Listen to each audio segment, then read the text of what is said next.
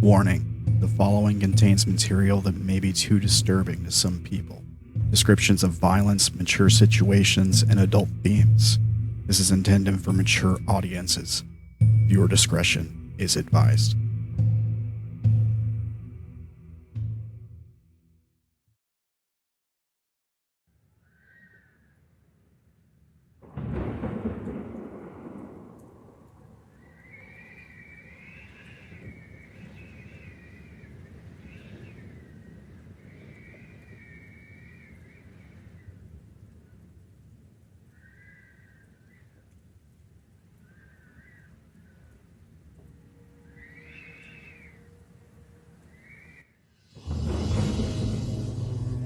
When the threads of creation unravel.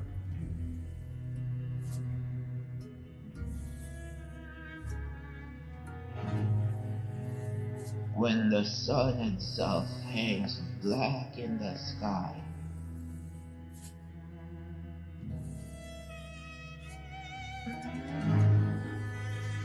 And the Arcana are silent.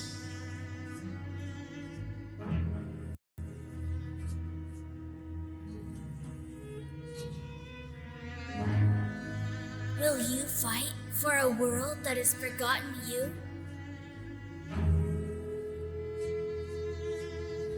Or will you let it burn?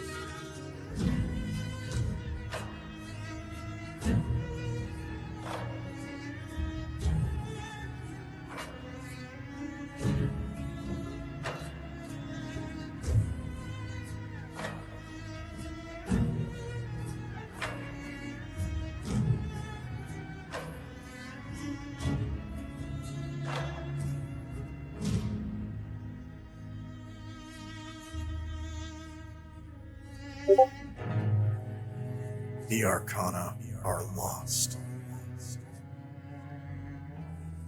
The planes bleed into one another. Blasphemy spreads like a plague.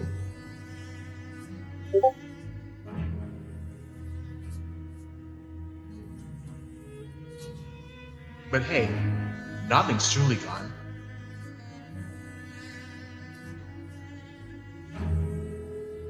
Not if you're willing to find it.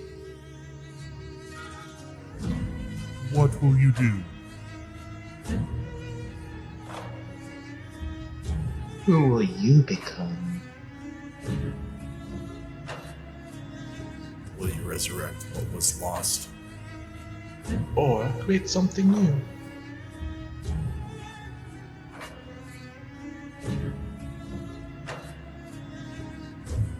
The gods are gone.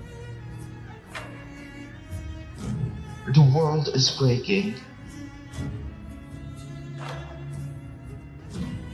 All that remains is you. Will you rise? Will you rise? Will you rise? Will you rise? Will you rise? Will you rise?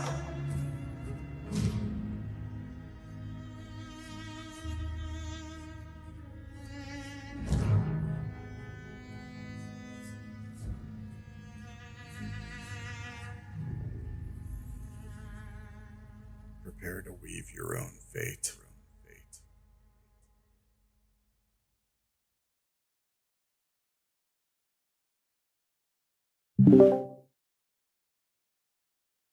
Howdy, everybody, and welcome to the first episode of Divinity and Darkness.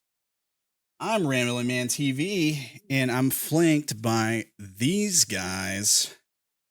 How's everybody doing today? So we're a little late. We had some technical difficulties on my end, some some last minute things I was wanting to finish putting together that I hadn't finished, and it's all my fault. But we're here, and I'm looking forward to jumping in with these guys and getting up to some craziness. I hope you guys are all doing awesome today. So as you guys know, it's a sequel to Forest of Flesh. We're jumping in with a new cast of characters, and it's gonna be fun. So why don't we, first things first, let's go around the table, introduce everyone and their characters, and of course get started. First up, we've got Rubber Band playing Wild Oats. Rubber Band, do you want to tell us a little bit about yourself, your character? Yeah, I'm not so much a veteran, but haven't played Aid often. Uh, Oates is made to be an homage to the hopeful character. I'm going to be the good boy. I'm going to try at least. Right on. Right on. Well, glad to have you. Thanks for being here, being a part of this thing. Next up, we've got Sonoman playing Aldric Soul. Sonoman, you want to tell us a little bit about yourself and your character? Hey there. Well, I am Zoneman. I'm playing Aldrich Zoll. He is. Well, the idea of the character was to get a soldier that was jaded, and then he had a revelation. He was a magister and was doing his. Was doing his job and praying just for praying, and then he was spared from complete annihilation, and he found himself and his calling on that. Right on. Thank you, Sonoman. Up next, we've got a wizard once, who you guys might recognize from other shows. He's here playing Asher Starborn for you guys. Brandon, you want to tell us about yourself and your character? I mean, I am simply Asher Starborn. I don't know what else to say. Oh wait, I may have written something for this. Give me just a moment, my fellows. I am Asher Starborn. You may know me by many different names. In the city records, I am recorded as Asher Starborn, but many may call me Echo. I got the surname from those who found me. You see, I fell into the grand city of creation on a shooting star one night. They called me Starborn, and I chose the name Asher for myself because it just felt right. First thing I did is I sought out the closest temple of the star and offered my services to them. After all, it was where my home came from.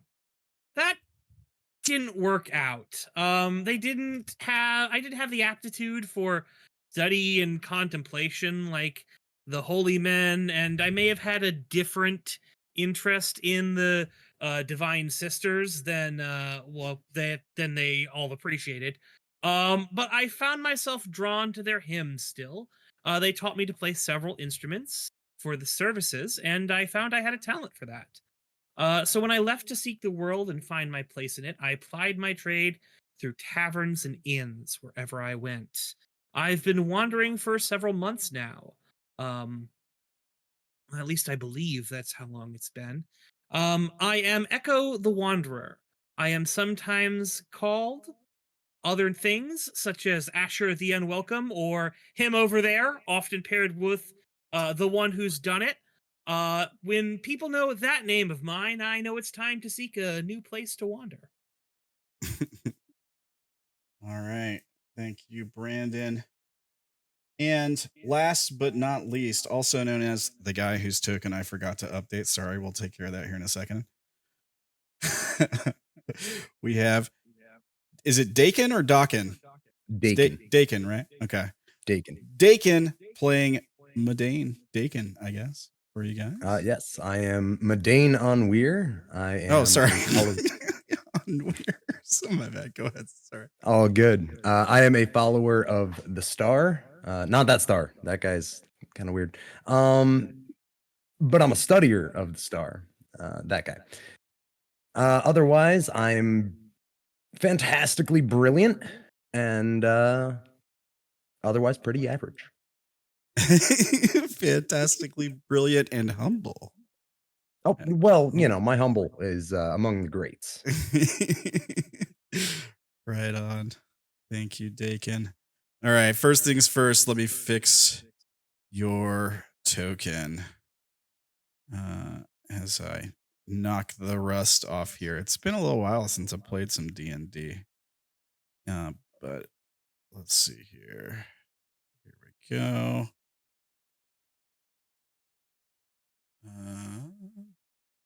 Oh, and I forgot to say I'm human. Totally human, guys. Totally. Same. Definitely. Totally human. Promise. All right. Boom. Vision. Did you have dark vision? I do. All right, 60 feet.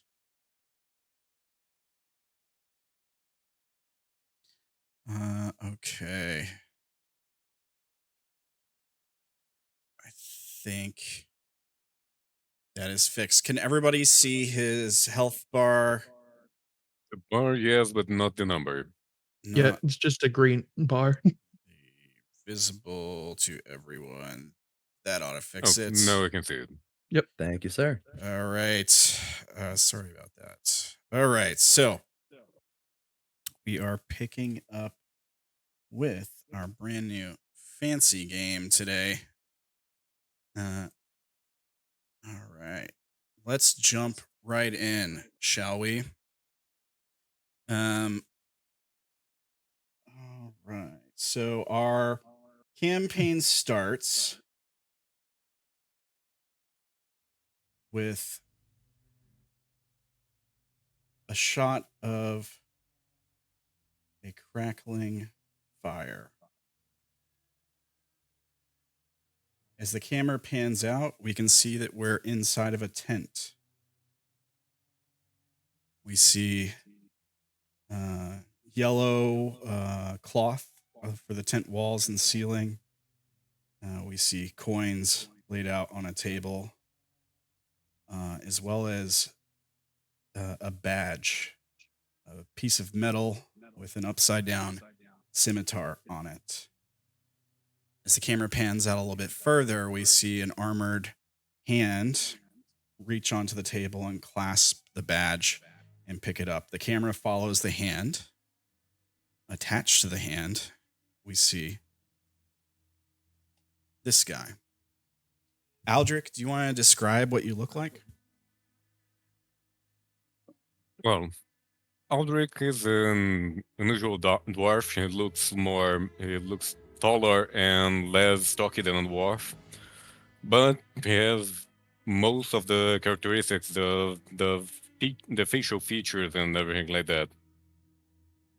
He is a dark-haired and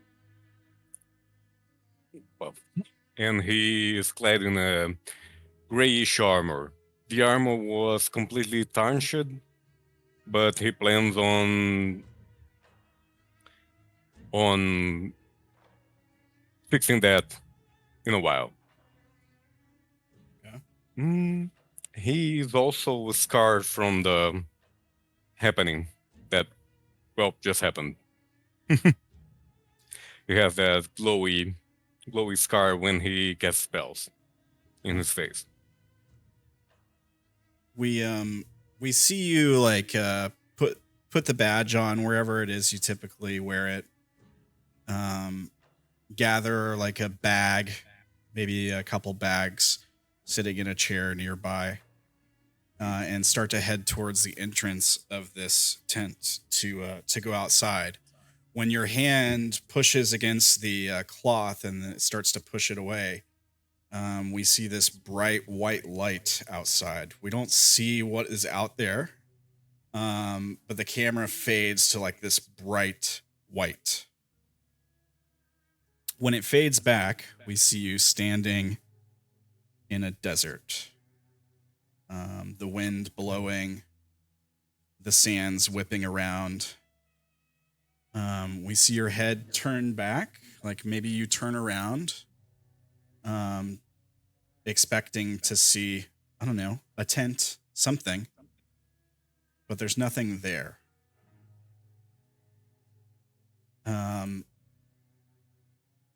We see you just surrounded by sands and wind. What do you do? Well, the first thing was just like was described in my text there. So, after seeing what he saw, he would just fall on his knees, take his saber, stick into the sand, and swear his oath. I am the right hand of the Emperor, an instrument of his will, the gauntlet about his fist, the tip of his spear, the edge of his sword. I am the bane of his foes and the woes of the treacherers. I am the end. And then he would be just in contemplation of the greatness of the Emperor. Okay. Yeah, you recite this mantra, this prayer. As the camera zooms out, we just see endless sands stretching out before you. As eventually you stand up, pick a direction, and start walking. The scene cuts to another scene. Traveling wagons. I think the camera starts on a zoomed in picture of a wagon wheel rolling for a few seconds, maybe about 6 seconds, and then the wheel breaks. The wagon comes to a halt. We hear the sound of people shouting, hold on, a second, we've got a broken wheel back here. As the camera zooms out, it pans across indiscriminate faces. Somebody's coming up to repair their wheel. We first pan over to a rather good-looking guy, you might say.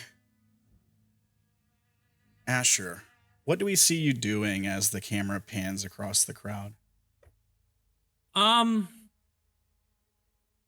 We were walking, I assume. Yeah. I believe Asher would be walking next to a woman.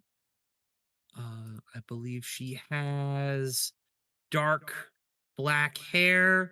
She wears sort of green robes, carries a large book. He's got his lyre sort of, out. He might be playing a tune if people wanted him to as they walked, or if people are wanting him to be quiet. He's perfectly happy to not play and just sort of put it there and maybe have casual conversation as they trudge their way through, taking their turn on the road instead of riding in a wagon. I'm assuming that several people walk alongside given the amount of people we have. Or is there space enough for all of us in a wagon? For all of the people in the caravan? Yeah. Not a single wagon, no.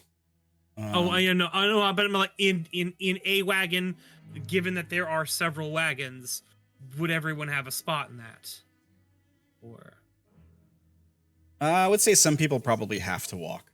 all right, yes, then we're sticking with that again. So he's taking his turn with Kalia to walk as he normally does, as just sort of talking, casually. When the wheel breaks, he sort of turns to face it and sort of starts like considering it, like trying to think for a second as he like sort of makes his way over to inspect it. Is there anyone else coming over to inspect it? Yeah, actually, an Earth Genasi approaches, hearing the commotion. Oates, do you want to describe your character? I'm a young man, stout and strong, hung with dark blue skin and burning red eyes. His dark hair and in ringed armor, holding a spear and a shield. I trot up happily, almost with a joy you really wouldn't think of for someone walking so long. Um, can I help? He'll sort of look as Oates, my good man. Question: do we happen to have known anyone here who can do mending? Has anyone performed that in all of our time here that we would know about? I don't know. Medane, do you know how to do mending? No, Medane certainly has not done mending. That's beneath him. Let me take a look here. Mending is not among the cantrips that my character possesses, so he cannot assist. No, I don't think you know anybody that's done it. I think probably some of the laborers are working on, like, okay, somebody's trying to support the wagon while somebody else is going to pull the wheel off. I think the plan is to replace the wheel. They probably have a backup. All right, then it's backup wheel and replace the wheel. That's fine. Asher will, just sort of stand back and let everyone sort of deal with that, looking back from Kalia to Oates, and the various other people who are gathered. Yeah, this is Kalia, by the way, right? This is who you're talking about? Yes. Yeah, she just kind of stands there sort of observing, and when Oates approaches and starts to help with this, she kind of like crosses her arms and she looks over toward you, Asher, and she says, "Oh, well, he's pretty strong. Why doesn't he just carry it? The wagon, I mean." The camera pans out, and we see somebody watching you, Asher. As the camera pans across this guy who is giving you a stare. Medane, do you want to describe yourself? Medane on Weir is a very youthful 110 years old. He is definitely a human, for sure, 100%. No doubt about that. He is something of a fortune teller, but he doesn't have his cards yet, and his fortunes are kind of iffy. In this current situation, though, as much as he is eyeing Asher a little warily, not warily, but curiously, he is explaining. He is supervising and telling everybody how to fix a wagon wheel. He's never done it before, but boy, is he explaining. And he's using mage hand to kind of gesture and point. He's not even using his own hands to do it. Yeah, fair enough. Mage hand is like has like a somatic component, so you probably are. He's using his hands, Yeah. but not to do the physical pointing. Yeah. He's leaving that to the magic. All right. Let's see here. So as you guys are working on the wagon, we see an old man approach. Here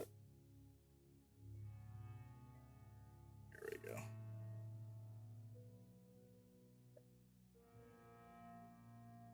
Well, if it will let me do it, roll 20. There we go. Too good of a picture. He approaches and he kind of like is staring at the back of Medane's head for a moment as you're like kind of like giving instructions. He kind of like stretches his neck and kind of pops it a bit, and he sort of like sighs, like he's kind of impatient. And he says, "Gonna need a few more hands up here," kind of gesturing to some of the others in the caravan. "Somebody else can give us some help." And he leans down to try to help Oates with the lifting he's doing. And he whispers to you, Oates. He says, village is just ahead. Why don't you let us take care of this? We could use some scouts. You go ahead and check the place out, make sure everything's fine. All right, boss. Whatever you say. I gently let go. I don't just heave it off and trot off towards the village. Do you take anyone with you? I mean, I'm gonna see Oates go and go. Oh, Oates, what are we? What? Wait, what? What's going on? He asked me to scout. Let's gather a party first, and then we do the scouting. All right? While this is happening, I'm standing there explaining to the boss guy. Now, make sure you lift with your back, not your knees. Yeah, he kind of like, we get the shot of him staring down with you behind him saying that, right? And he like his head tilts slightly to the side, his eyes close for a second, like he suddenly got a sharp pain in his head. He kind of grits his teeth, opens his eyes, and he says, and he turns around and he says, why don't you help my friend here? Could use an extra set of hands. Is it actually going to require my hands? I'd really rather not. I just yes, need the nails. Certainly will. Unfortunate. Could use a man of your expertise. I certainly have that. Yes, was that one, right? Yeah, you point to Oates. He nods. Young man, wait. And I'll hurry after him. I suppose Asher is going to try to see if Maylin and Vela will accompany them. Maylin. Make a persuasion check for each. All right. So we have Maylin and Vela. Yeah, I think you succeed on both. Right. Let me grab them. Gonna turn to Oates and goes, are you wanting to leave your kids here, or are you wanting to take them with you? Well, the children should stay with the caravan, shouldn't they? It would be the sure. safest. I mean, look, they are your kids, so for those of you watching at home, they're not his kids.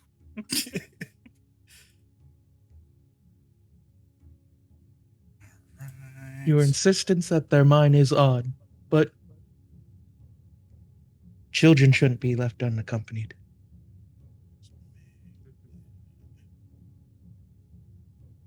Looking for Maylin. Oh, really? Okay, that's not who I expected you to take with you. But she, when you question Maylin, she says,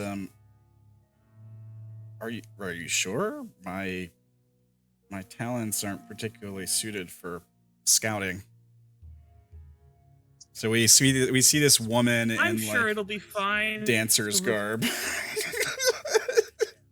You're like, hey, do you want to go scouting with us?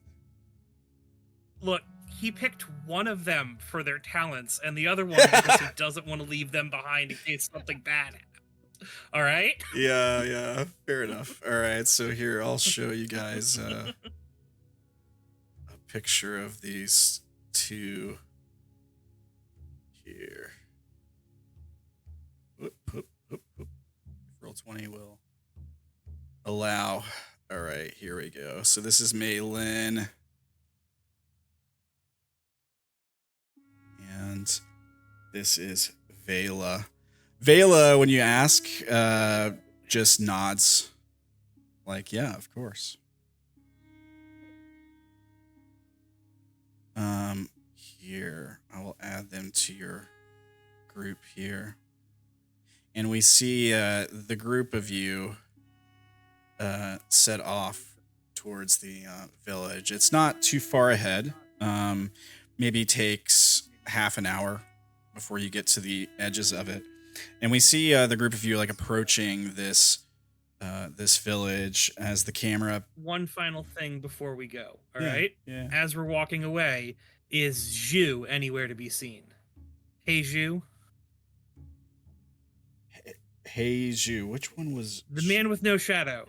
Oh, yeah, sure. You could walk by him. Okay. Yeah. Oh, I'm going to give him a bow, respectfully as we leave to meet our fate. Yeah. As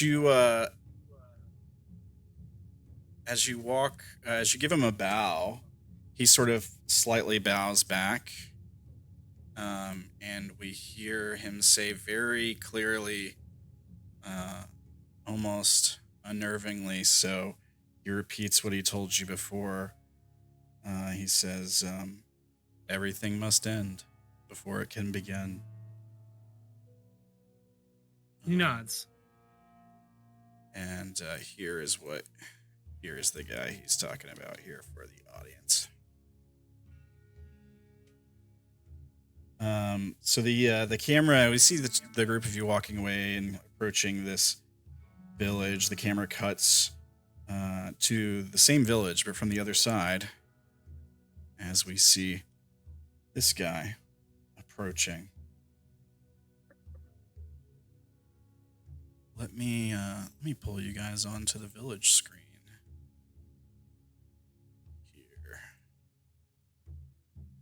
here.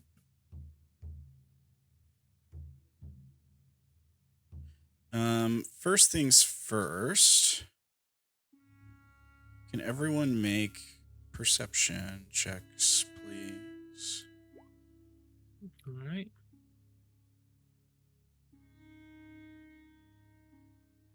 Ooh, wow, Oates. I Oates, don't you have see sand. jack. You have sand in your eye.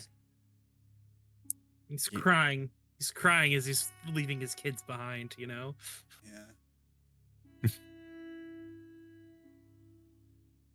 Okay. All right. Everyone else, you see each other. So the group with the caravan, you see a silhouette of a man approaching the village from the other side. Other than that, the thing that sets you off is you come over the crest of this hill at the edge of the village. You see the village looks completely empty except for this one silhouette approaching from the other direction. Aldric, you see the same thing. You're coming over the crest of this hill from the other side of the village, and you look down at the village, and it's empty. Looks long abandoned. But as you look across the other side, you see this group of people approaching. I think Asher sort of waves over to him like, "Oh, hail, friend! How are you?" And then he's going to realize that the village is empty, and he's going to go, "Oh." Do we know that that's a friend? Well, as soon as I see he beckoning me, I'm going to wave back and try Is to look this- friendly. Is this your doing, friend? I have no idea. I have just arrived here, just like you. Good, yes, we just arrived here also. Indeed, not our doing. Good to know. What do they call you? My name is Aldric Zoll. I am a Knight of the Grey. Great. I am Asher Starborn, but other people my friends call me Echo. Nice meeting you. Nice meeting you too. Yeah, so we see the the group of you like kind of like shouting back and forth as you're both like walking into town. As you get closer, of course, you don't have to yell as much. The dry, arid climate, blowing sand around the town. Looking around, those you, pretty much everybody but Oates, you notice the village is in a state of disrepair. There are parts of roofs that have been blown off. There are parts of buildings where sand has swept up against them. It's basically started to bury them. It seems pretty evident that nobody's been here in some time. That's when you notice something odd. A body laying out in the street. Partly buried. But yeah, there's a corpse just laying in the middle of the sort of Partly street. buried. Yeah, like sand has blown over it. Okay, yeah. I was just going to ask if it was intentional, but yeah.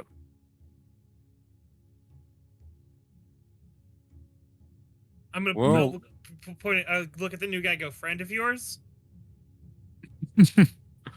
As I said, I just arrived here, but we should check to see if we can gather anything about him. Maybe that could explain the fate of the city. Alright, I'm going to. Anyone have a stick or something? I do have a stick. All right. Well, can I borrow your stick? I hand him my spear. I take the spear. I put it butt where I walk up. I sort of slowly tap the body. Trying to turn it over or lift it a little bit if I can. I'm not very strong. Would you like some help, Asher? Sure. Yeah. Quick question from me. Aldric, is the badge visible? Yes, I would have no reason to hide it as of yet. So the one thing you guys, except for you, Oates, because you rolled a critical failure, notice about this stranger who approached from the other side of the village is that he's wearing a badge, probably on his chest or somewhere clearly visible, maybe hanging off his weapon or something. It's a metal badge with an upside down scimitar on it. I feel like, you guys can make a history or religion check. It doesn't have to be high. Pretty low DC. But what if it is high? Hey, if it is high, you probably know a lot about them. Well. Oh. Mm-hmm. That's Medane. Asher. Also, would it be possible to roll either a history or perception to see if I can spot anything that would be unusual on them? Well, given my... Yeah. Given that we are not... Yep. Actually, yeah. Yeah, perception, yeah. I'll give them some more information. Oh, Holy so crap. net 20. Okay, so a couple things. And everybody but Oates, again, would pick up on the stuff that the Caravan group is going to pick up on here. So Medane, definitely this guy is a magister. He's wearing the badge. It's very clear. Aldric, the way they're dressed is strange. Like they're wearing... Their clothes are not a style that you're familiar with. Also, their accents are weird.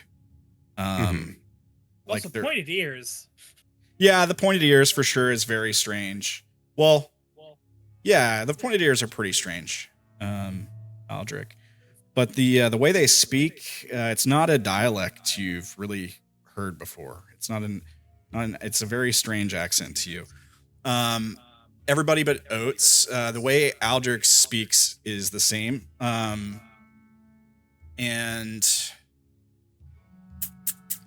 I think the way he dresses is like the style of his armor is really old. It's a very old, outdated style, but it looks new.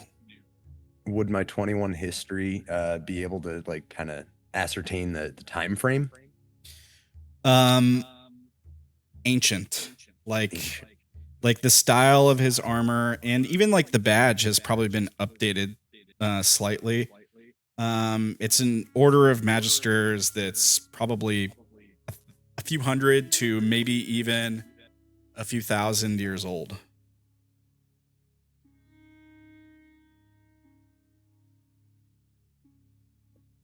It's odd. It's also odd that he's displaying the badge publicly. People do not like these guys these days. Why don't they like them these days? So there's rumors coming out of the Riverlands that some of the magisters there went rogue and started basically slaughtering innocents and burning villages to the ground. And there were some refugees that escaped and fell back to Five Rings, and they started telling people what they saw, which is that magisters were just killing people for no reason. There's rumors of them taking part in some occult rituals.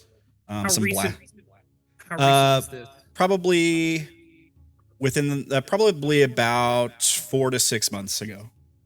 4 to 6 months ago that this started happening. Okay. Yeah. All right.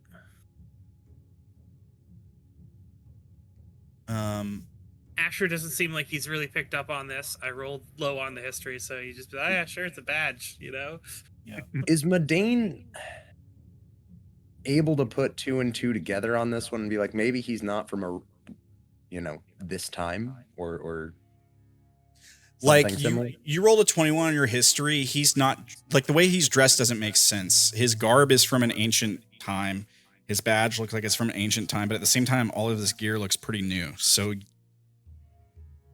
yeah, make an intelligence check. I can do that. Just raw intelligence? Yeah, I think so. That was a 24. Well, yeah, he definitely seems like either he's wearing gear that was like kept in a museum in perfect condition and maintained for like hundreds, maybe even thousands of years, or it's like replica equipment, in which case it wouldn't be very functional. Or he's from another time, like he's from the past. But putting it together with like the way he speaks and everything, like he speaks like reading old religious texts, you know what I mean? Like by today's standards, he would be using like thous and theys and stuff. If it were English. I will, as subtly as possible, whisper to my party, he's either a very committed historical reenactor, or he is not from our time. Oh, what are you talking about? No, he's obviously from this time. It's perfectly fine. And that kind of thing doesn't happen. No, Sir no. Dorp, what is the last thing you remember? oh, he's talking to me.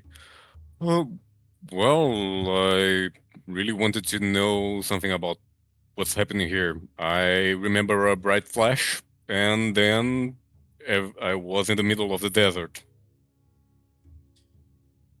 You had a vision too, which I left out. Yeah, but I'm omitting that. Okay, all right, just making sure. But thank you. Yeah.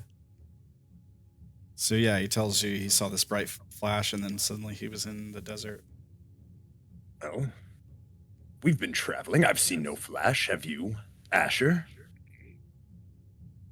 No flash that I can recall.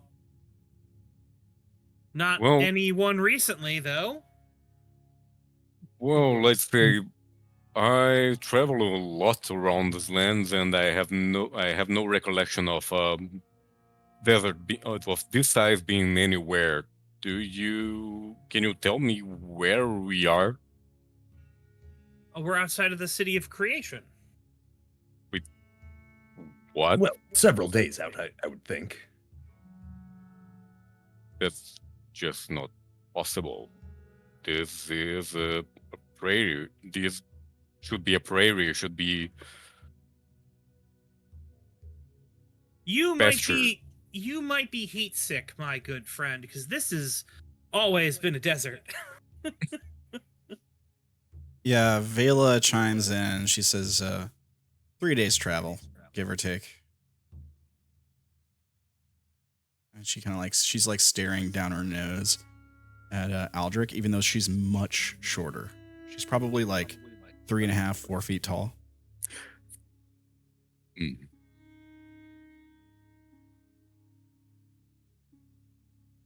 So yeah, you're like, yeah, desert's been here forever. What are you talking about?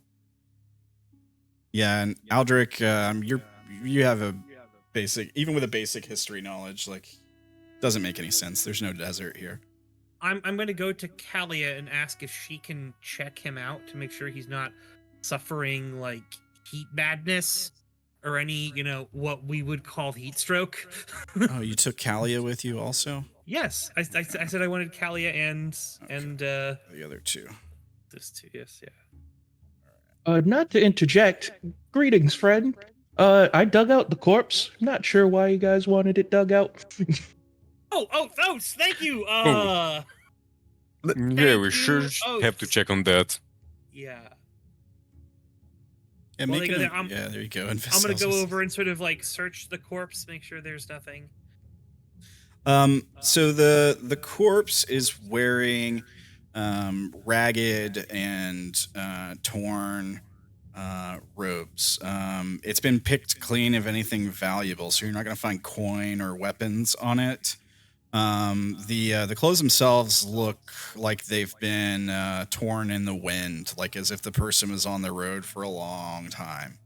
The body itself is very dry, almost like borderline mummified. I think with the 18 investigation, you probably do find a stab wound in the back. There's a hole in the robes. And there's probably like really, really dark brown stains on the back of the robes also.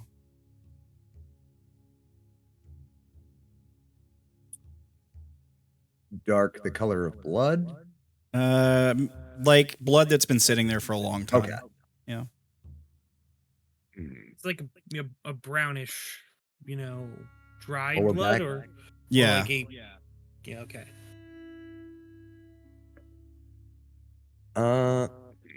I will relay all of that in great detail to my party. Would I be able to know how long the body was there if I roll good enough with a medicine check? Sure. Yeah, make a medicine check. Yeah. It's been sitting there for a while. At the very least, weeks. The other thing you guys might pick up on with the investigation and stuff is the skin is shrunken, leathery, kind of clings to the bones. The eye sockets are hollow, the lips are curled back, and sort of like a frozen sort of death snarl. It's stiff. It's very stiff and hard to move. If you try to like bend the limbs and stuff, it cracks, as if the arm could just be broken right off pretty easily. And does that look natural or something else? Like it looks like the method of death is probably natural. Like it looks like the guy was stabbed in the back and left in the desert in a really dry climate for a long time.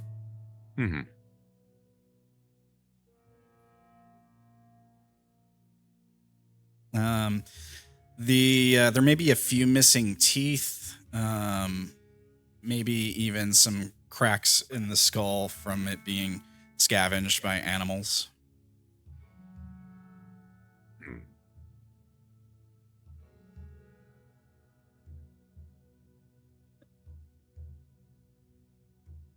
Matter of fact,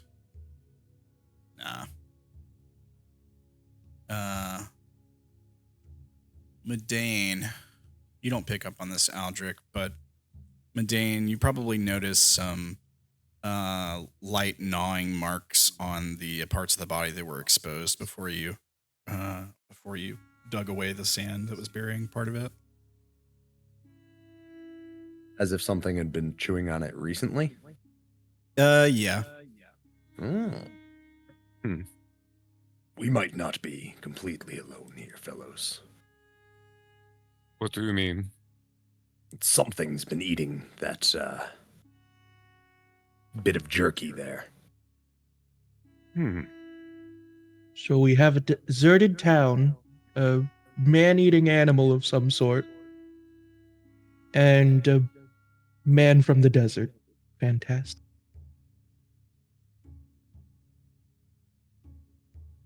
Medane's gonna kind of poke Aldric.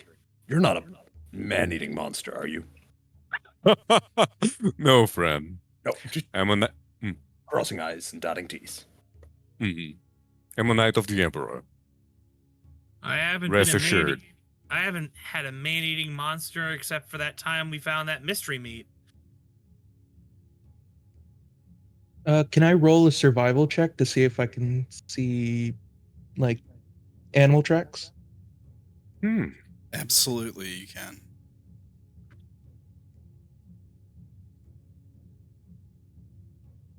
$16. What? It didn't show up for me. Yeah, neither for me. Oh, now it is. Yeah, there it goes. Okay. Yes, you do spot some tracks. Let's see here.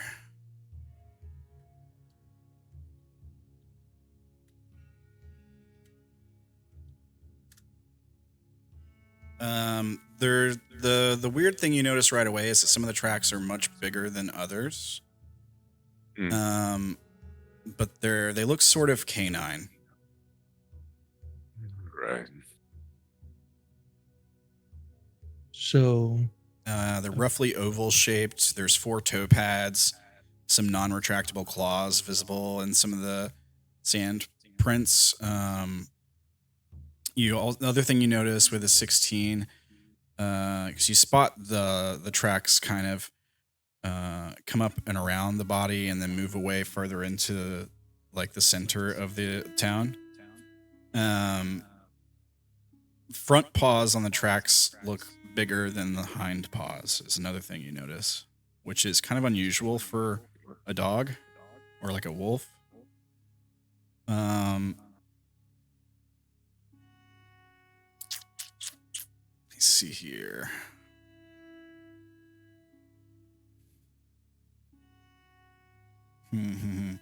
The main pad, the like center pad for like the paw, is kind of like a heart shape. And you notice that the tracks don't really go in a straight line. They kind of appear staggered.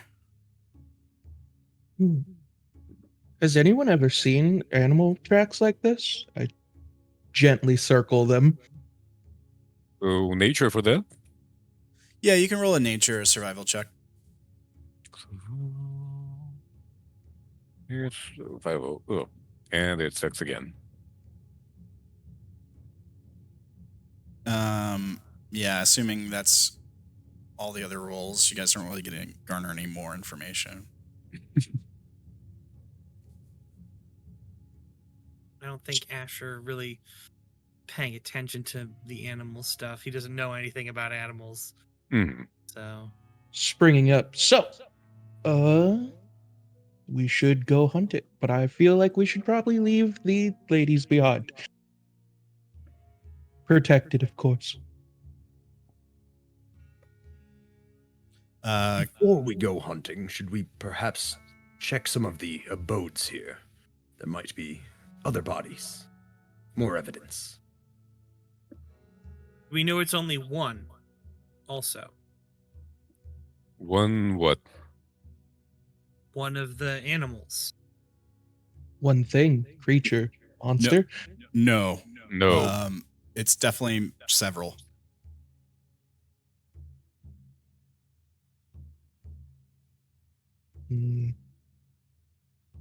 Well, yeah, I believe it would be a good idea to try and understand what happened here. I'm unconvinced that we should leave anyone alone then if it's several of them. The Yeah, last of we want course. to do is I agree. if we Mhm. face monsters, non-combatants can stand back, but and possibly flee if they need to, but leaving them somewhere invites danger. I volunteer to lead the retreat should one be necessary. Vela says, I can look after the doctor, and she turns to May, I think is what it was, and says, and what was your name?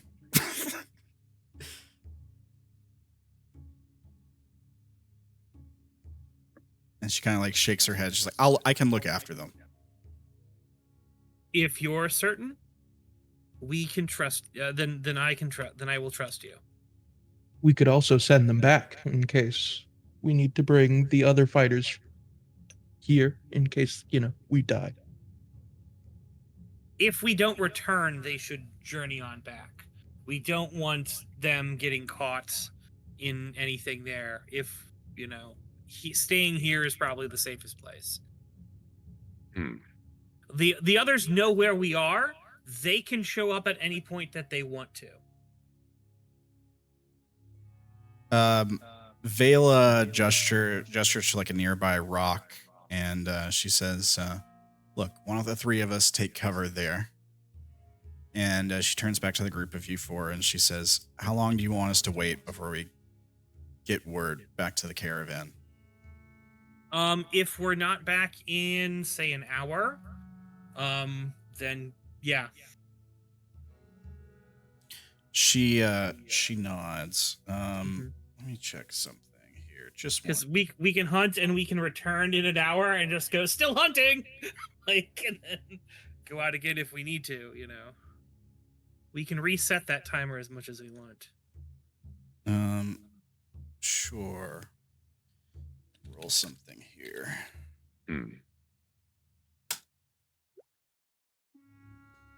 Okay. She you notice that she seems to get them pretty well hidden using the cover of this rock outcropping. Let me check something else.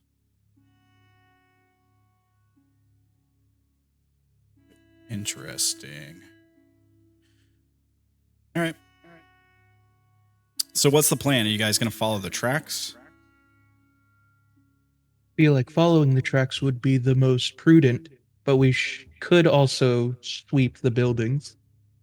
Yeah, I'd like to check on a few buildings, but we could do that while following the tracks. I mean, we could go on that direction, and if it goes close to one of the buildings, we can just enter that. Okay. Yeah, have them do our work for us. All right.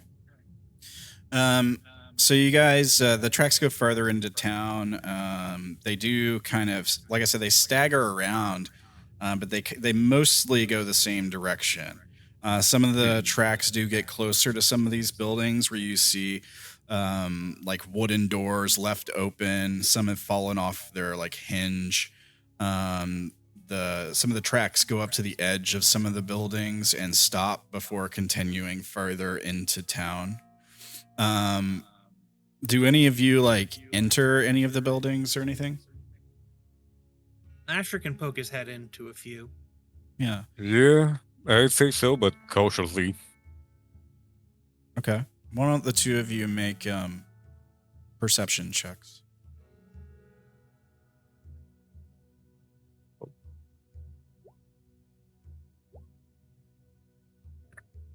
Okay.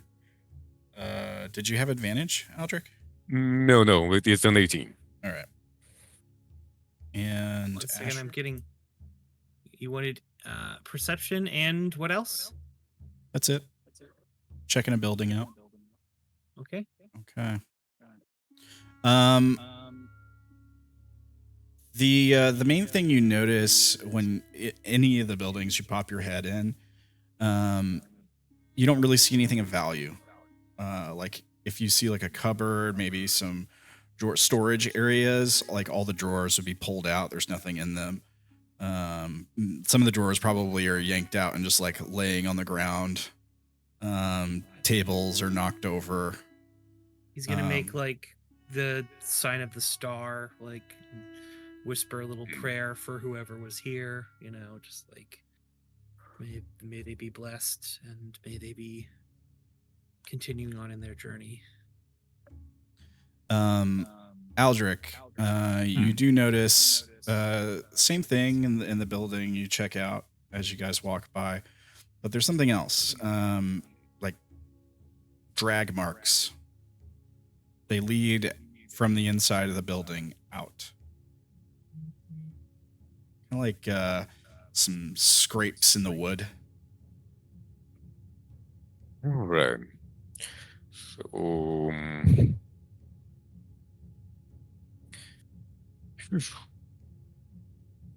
I'd say with a 22 perception, or sorry, 18, they don't look fresh. And also they stop as soon as it gets to the sand. do I have any idea if it was about what did do the dragging of what created the marks? Make Do I know a if it survival or nature check. Nature survival. Let's go. Okay. Oh. Something heavy. Probably about the size of a person. Maybe they were wearing something metal that scraped against the ground as they were being drug away. Mm-hmm. Yeah, but also, do I have any idea of any insight about what did the dragging, not what was dragged?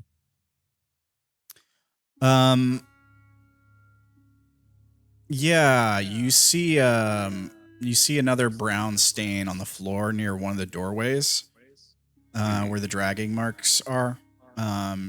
And you can tell from the shape of the stain that there was a boot, that basically like the blood splashed onto the boot and left the outline of the boot.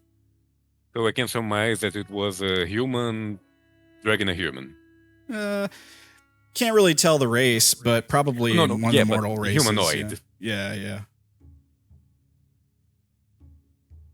So I guess that would be enough to say that the city was raided. Perhaps I was, yeah.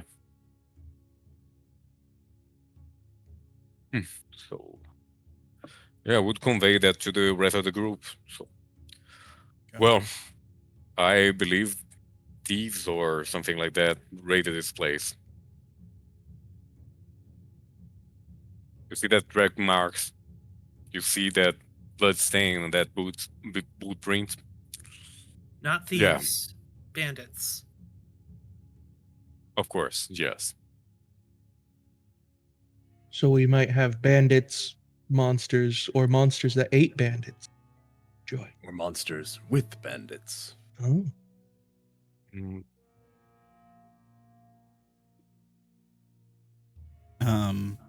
As you all continue to follow the tracks into town, you get closer to what probably is one of the larger, if not the largest buildings in town.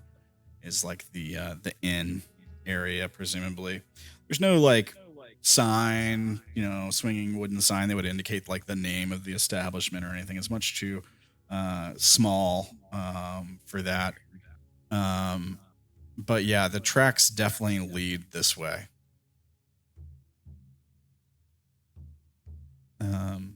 Presumably you guys approach the inn. Yeah, I'd say so. Unless anybody has anything to say about that. Nope. Did we try to be stealthy? Yeah, perhaps. Cautious. We don't know if those creatures could just rush out if we're... The future is unforeseen. Yeah, so not stealthy. What's the marching order? I'm in the way back. I would say I'm in the front. I would be in the almost way back because apparently someone else is behind me. Cowering. Taking notes. What the hell are you always doing back there? Don't worry about it. Don't worry about it. No, I'm gonna. I'd flank Aldric. All right, so you and Aldric are taking the lead, and then Then Asher, and then Owain. Owain, is it? Or Mundane. Mundane. Okay.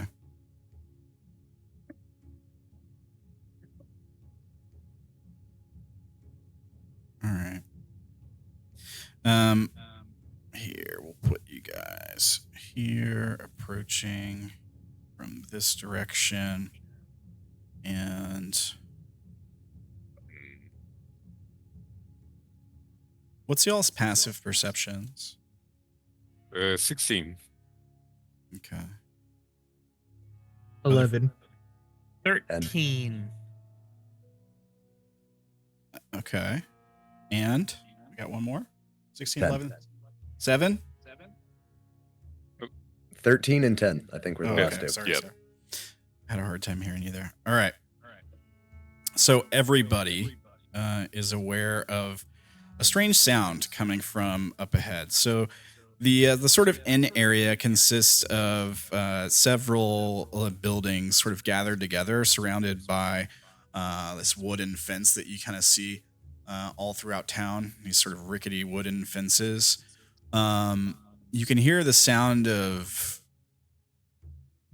giggling. Is it a familiar giggle? Have I heard this giggle before? Make a nature or survival check. Okay.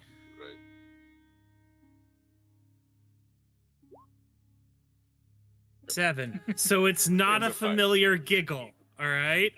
No, I don't think so. Also, like, you hear it. It's kind of on the other side of these buildings that are the first ones you're gonna see. Yeah,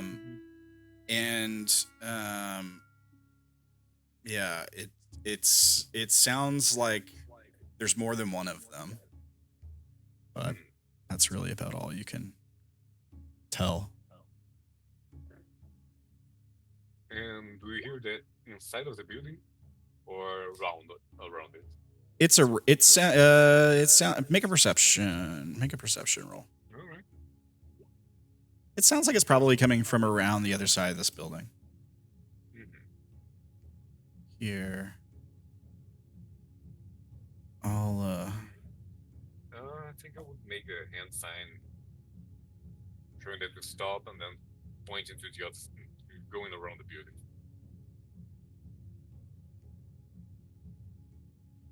Okay. I'll tell you what I'll do.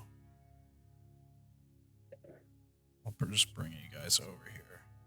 The important thing, well, you'll see.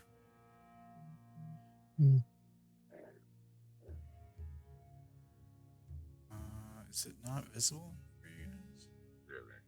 It should be on daylight mode. What in the world? Here, I'll just, why can't you guys see?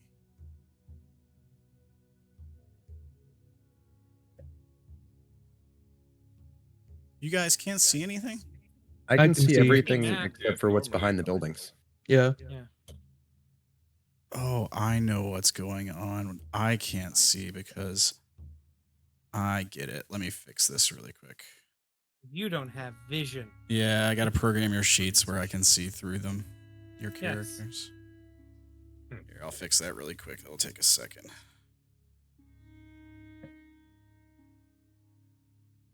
Boom. I need to be able to see with your eyes for the audience. What do my elf eyes see? You're humanized.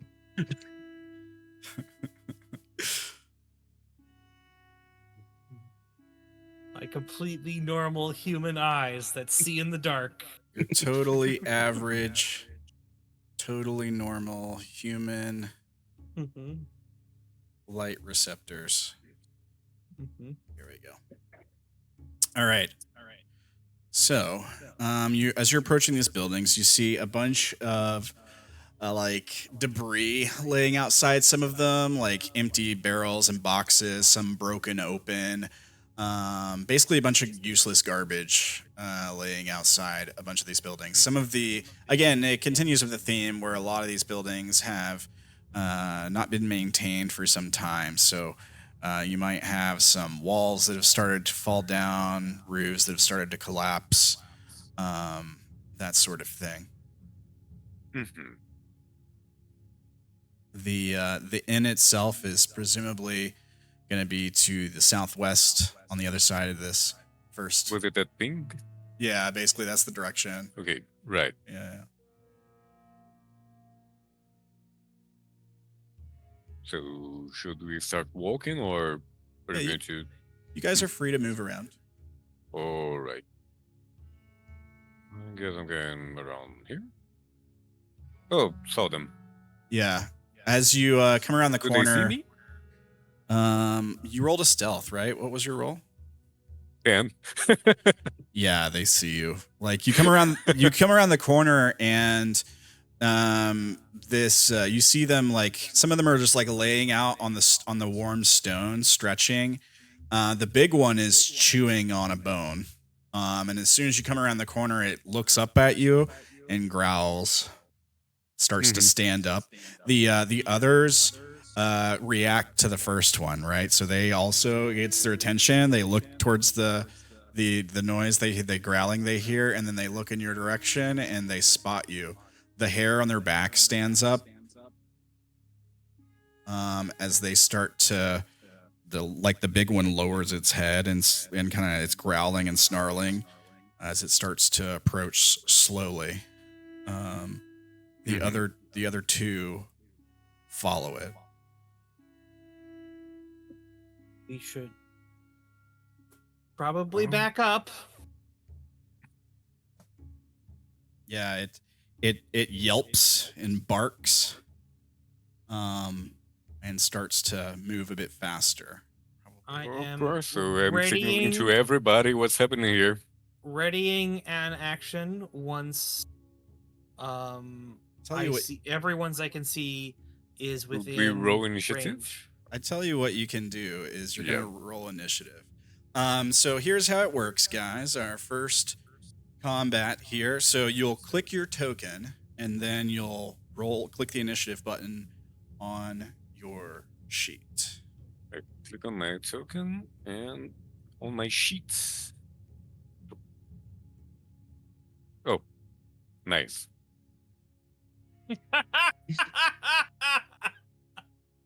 we two of us, all four of us rolled basically the exact same thing. Yep. Yeah.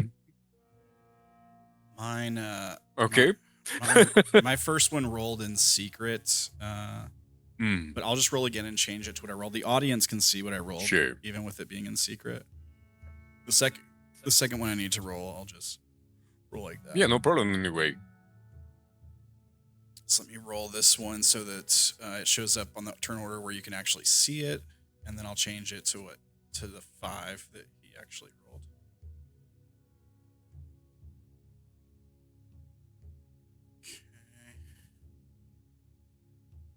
Okay.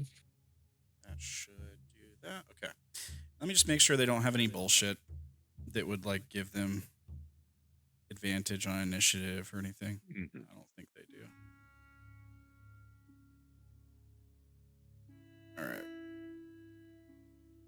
All right. So yeah, the hyenas. Here's the creatures, by the way, for the audience to see. Here's what they look like. They yelp and bark, and they start running toward you guys. Let's put the turn order in order. And it looks like they're going to be last to react. So, yeah, they started snarling. When you come around the corner, they started snarling and growling. Fur on their back stands up and they start moving towards you. And as they start to run, you're first to react, Aldric. What do you want to do? Okay, let me see if I can get there. And I'm going to make a bottleneck here. Okay. And I'm going to toll the dead, the small one there. Small one. All right. No, I'm... yeah, toll the dead. All right. 5. Wisdom save. Wisdom.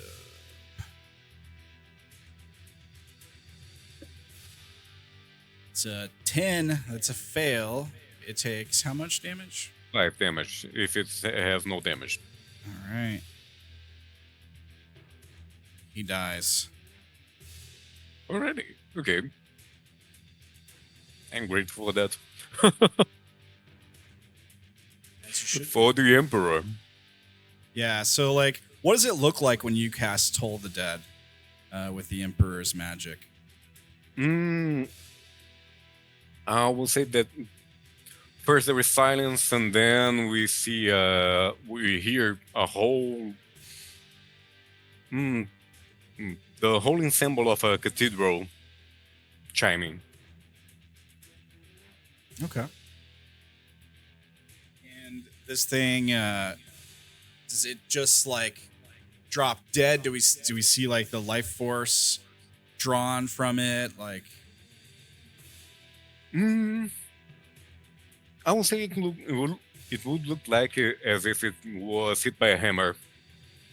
okay, yeah, okay, I like that. So there's a crunch. The creature yelps and falls to the ground still, mid stride.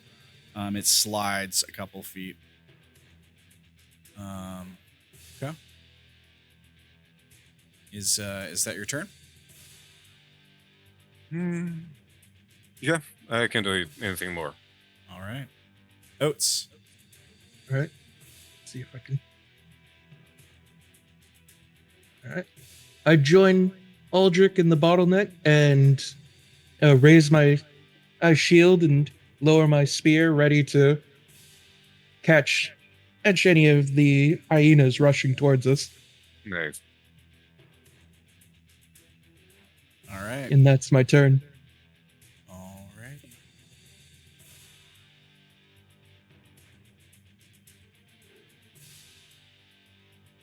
Asher. Alright. Asher. 1 second. Let me check something.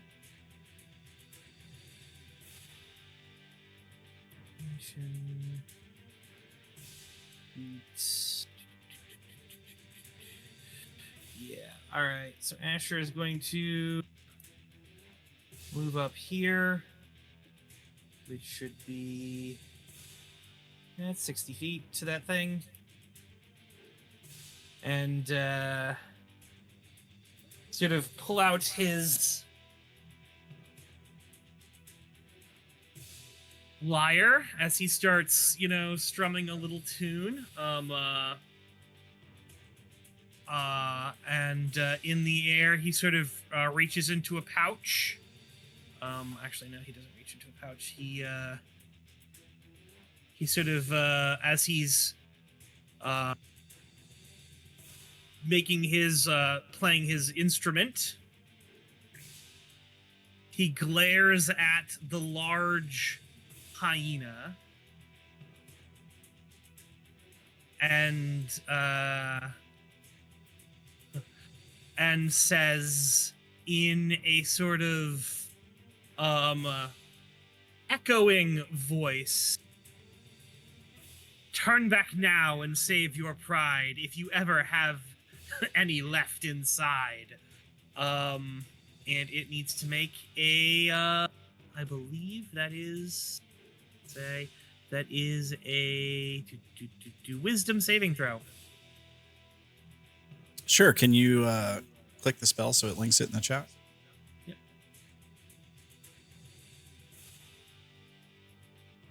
Vicious Mockery.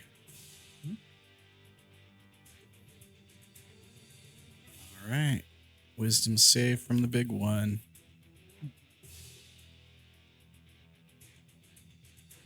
Oh, GM only, but the audience can see it. It was a 15. What's the DC? My 15. DC is 15. Meets it, beats it. All right. Mm-hmm.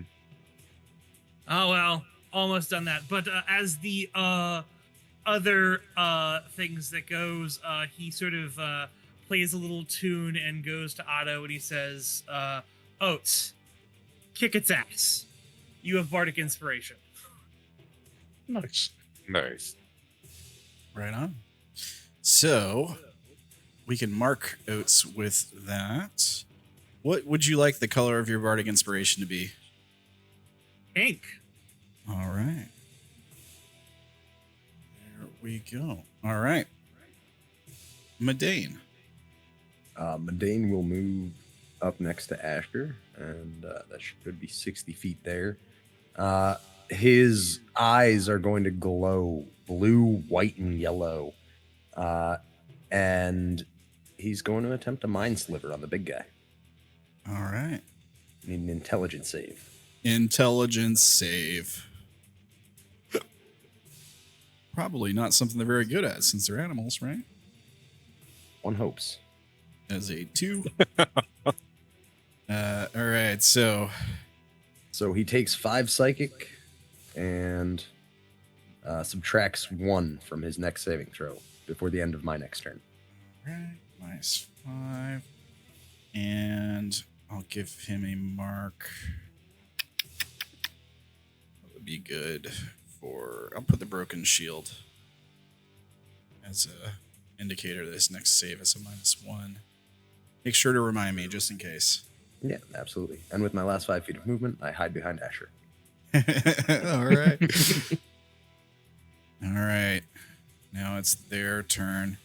The small one gets to go first.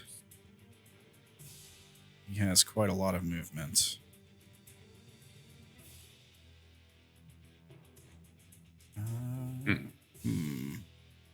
Can move through his buddy, but he can't get close enough. All right. Yeah. 5, 10, 15, 25, 35, 45, 50 is his move. And they're dumb animals, so I think he's gonna dash the rest of the way to you, even though he can't attack this round. The others that you don't see yet.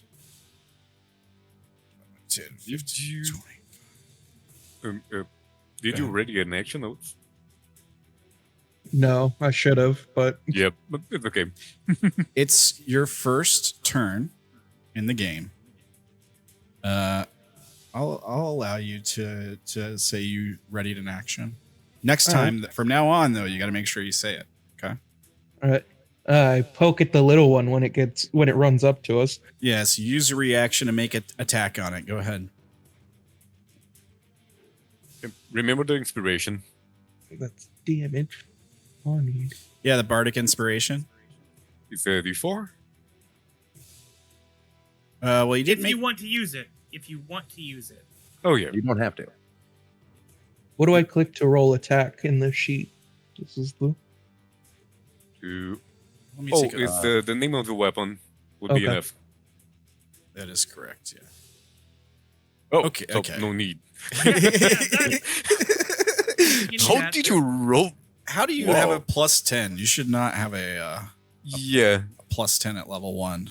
Yeah, still that's an 18, so Yeah, it's a natural 18, but what should your bonus There's a actually be? 4 It mod says, there. Oh, that actually, no, Yeah, makes there's no a plus sense. 4 mod. yeah, +4 mod Yeah. is the issue there. It's on the damage as well. Okay, Hmm. I see it. Oh, yeah. So It 6. probably what you probably did was it was already factoring strength in, and you put the +4 being your strength Yeah. mod. Yeah, Yeah. you shouldn't need to add extra modifiers to anything. Oh, I see it. You are correct. I did put the strength mod in twice.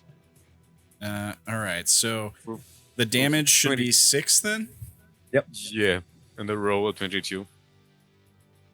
All right, yeah, 22 definitely hits. Yeah, you kill this thing. So it sprints Nice. it sprints up to you, like howling and barking and snarling, and as it gets to you, you just shove your spear out, and it goes right into the thing's mouth and out the other end, and it goes limp immediately. That's that guy down. This one, and then this one over here still hasn't moved. 10, 15, 25, 35, 45, 50. Okay.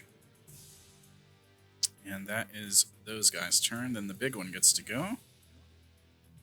Same movement. 5, 10, 15, 25, 35, 40. He'll just step on his corpse. Step over it. He gets close enough to attack. I mean, you were the last one to do anything, so I think he's going to try to hit you, Oates. All right. Doesn't have any special bullshit or anything, so 16. 16 is my armor class. All right, so he hits. You take 9 piercing damage. That's a lot. Is a lot. I'm making sure that it's correct right now, actually. It is. Let me check here just to verify. Yes, sirree. All right. Good news is that's his turn, and you are still alive. Bad news is that's more than half my health. Yeah, it's not great. Yeah. Aldric. Okay, so first of all, I'm using my bonus action to cast Healing Word on Otto. All right. We're going to be an 8, so almost full health. Great. There you go. And, sorry? I was just saying, there you go, Otto. Go ahead. Sorry. Yeah. And total dead on the big one. All right. That's a -1 on his save Yep. there. Yep. All right. And it's going to be a 1 if he fails. Oh. Wisdom. Yeah. Okay. Uh, Now that -1 is gone now, right? yeah, 1 yeah. HP less. Double checking that. Mind sliver. I'm gonna post it real quick. No, that's not. The next, yeah. Okay. Well, I'm done with my turn, right? Sorry? I'm done with my turn. That's the end of your turn?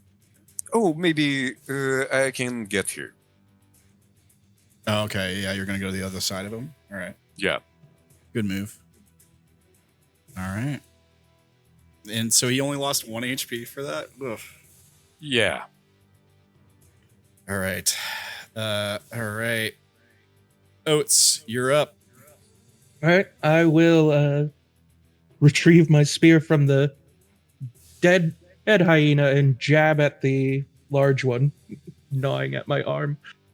With advantage. No, with the flanking. Oh, you guys want to play with flanking rules? We can do that. Oh, sorry.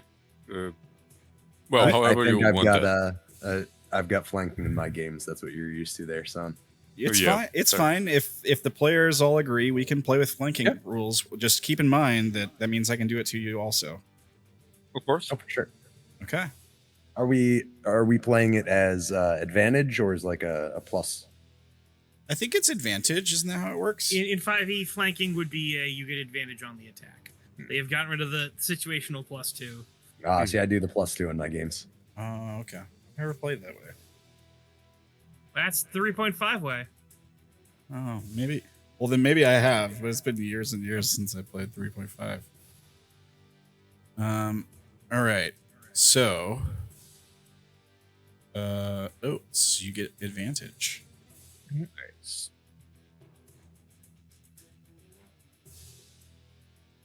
Yeah, 25 definitely hits. Good thing you had the advantage. Mm-hmm. 6 piercing, is it right now? It is. Okay, cool.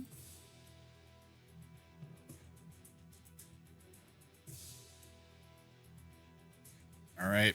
Yeah, I mean, do a lot of damage to this thing. Drive the spear into it, blood spurts out. It howls in anger and snarls at you. It's not dead yet. Slightly panicked, trying to push it with the spear. Yeah. And All right. that's my turn. Alrighty. Asher. All right. So that thing is there. I saw those two are still yet to come in close. Asher is going to ready a spell. For when that far guy closes in onto Aldric. And Okay. until then, I already have my bardic inspiration is already out, correct?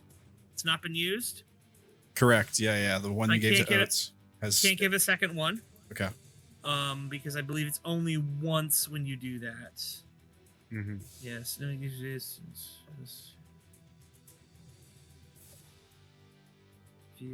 inspiration dice.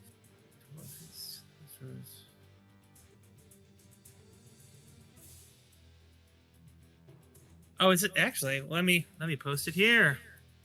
It says, can inspire us with words. You do say bonus action. Choose a creature that you 60 feet. Hear you. That creature gains a bark dice. Only one creature can once a creature has it. A creature can only have one inspiration die at a time. It doesn't say here that when I use it, the other one goes away. Meaning, like you just can't stack that. Yeah, you just can't give it to the same person. Yeah, I can't give it to the same person. So,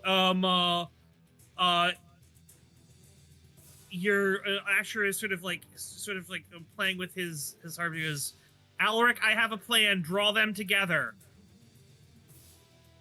All right. Here's your bardic inspiration.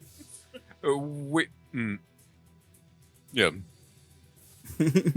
All right. I'll put a pink dot on you. All right, and you're holding your action. Yes. I'm holding my action until the far guy closes within 20 feet of the big guy. Okay. Because they are currently actually next. Yeah. All right. Sure. That's your turn? Yep. All right. Medane? Medane is going to peek over Asher's shoulder and firebolt at the big guy. Go for it.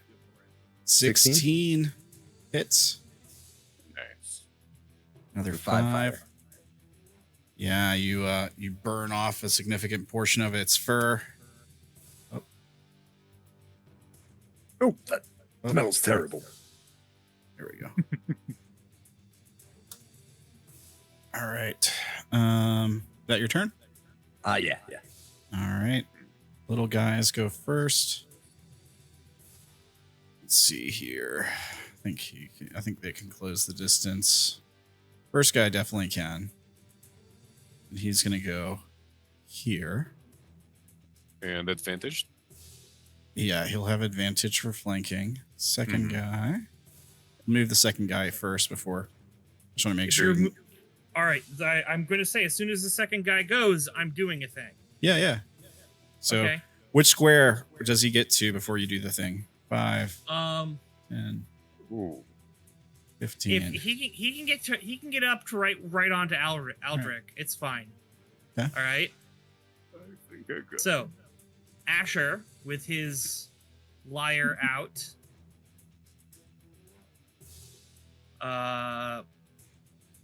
Pulls out a pinch of fine sand and lets it gently flow through a slit in his fingers in a slow, deliberate motion, with his free hand casting an arc in the shape of a sort of path leading towards the well, not gnolls, the hyenas. As he says, "Lay your burdens down to sleep. Let slumber hold you soft and deep." He flicks the sand at them and shouts, "Lore!" All right. And that is the sleep spell. Sure. Click it to cast in the Roll20 chat. Sure. It should give the HP and everything. That is... Maybe not. 5d8. 5d8. Yep. 17. 17. All right. Starting so with the lowest. Since creatures within 20... So it also affects Aldric, I think. It's not creatures of your choice. No, it's creatures. What? It's creatures within 20 feet of a point you choose. Yeah, I guess it's at the lowest HP first. Yeah. Okay. All right. Well, the bad news is the big one has more HP than Aldric. What Aldric kind of does. save do I have to roll here? I don't No think you save. get one. Oh, don't die. All right. So like the way the it's sleep not so the safe. sleep spell's a funny spell. So I think the way it works is if 17, if it goes to the lowest creatures first, so it probably won't put you to sleep.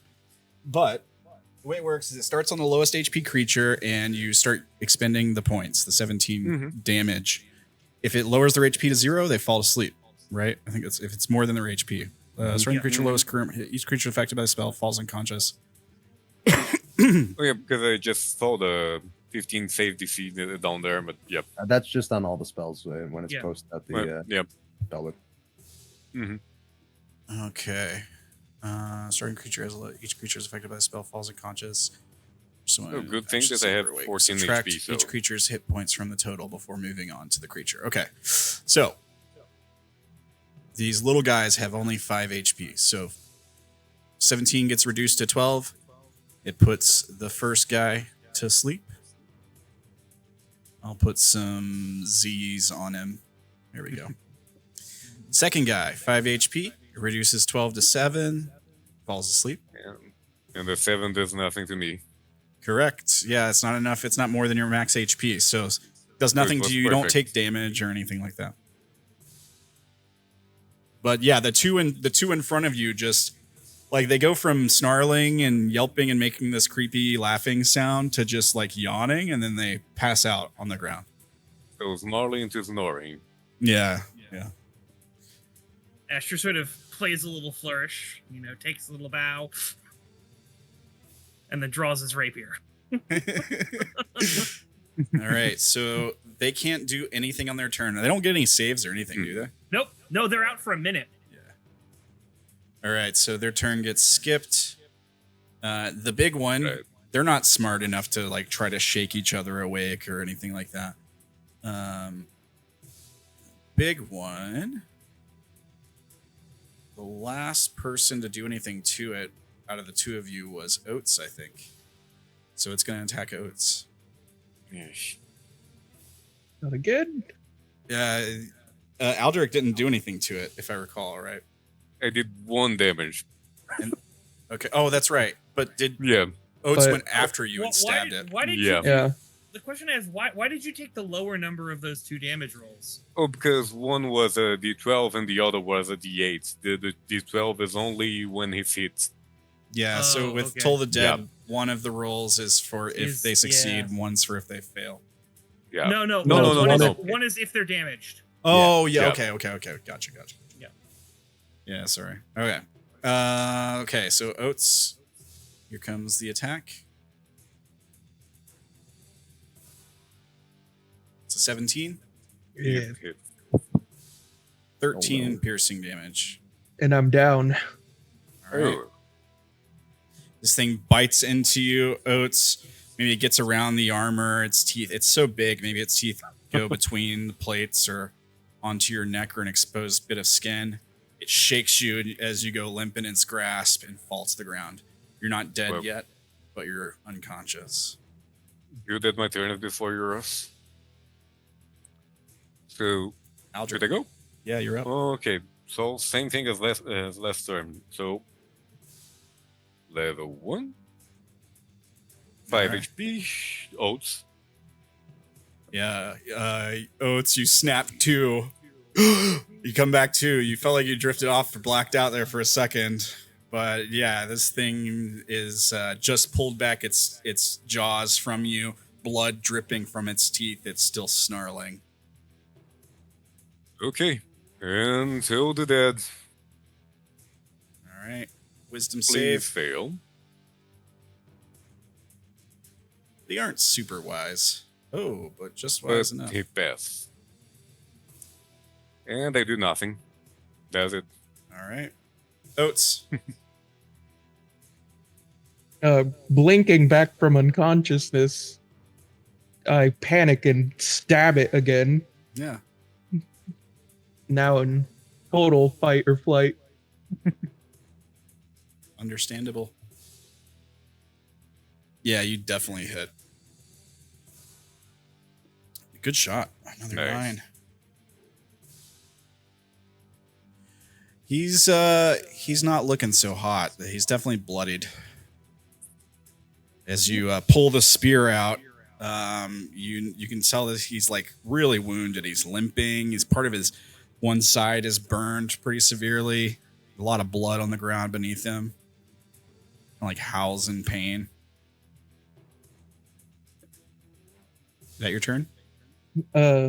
Yes, I will. Knowing that Aldric, abandoning Aldric would be a terrible thing, I bulk her up and stay there. Okay.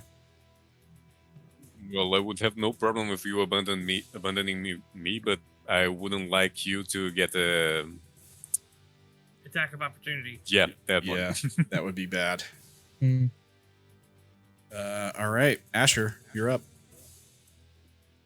Asher is going to, with his rapier drawn, step forward towards the creature standing just out here for the moment. I'm assuming he's got 5-foot range there, so he'll just sort of stand there, and he is going to look intently at this creature that has just like pummeled his friend and nearly killed him, and say, your teeth are sharp, your eyes are mean, and yet you're just a mangy fiend. As he glares viciously, and that's a wisdom save. All right. From Vicious Mockery. Hyena. Yeah. 13, I think, fails, right? 13 fails. I have a 15, so we're going to do... There. Actually, wait. I click that. That's what I do.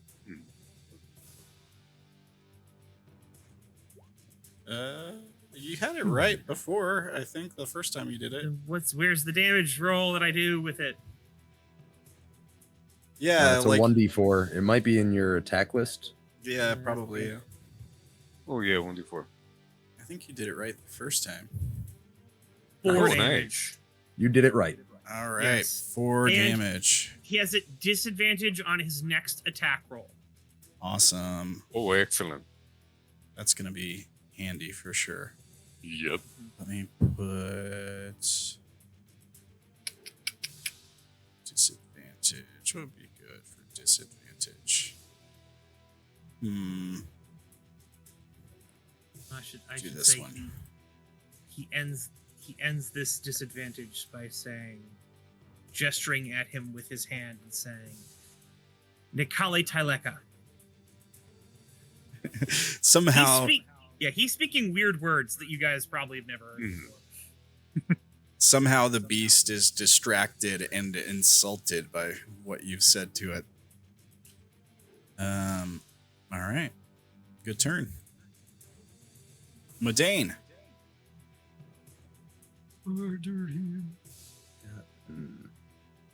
Dane's got a choice to make here.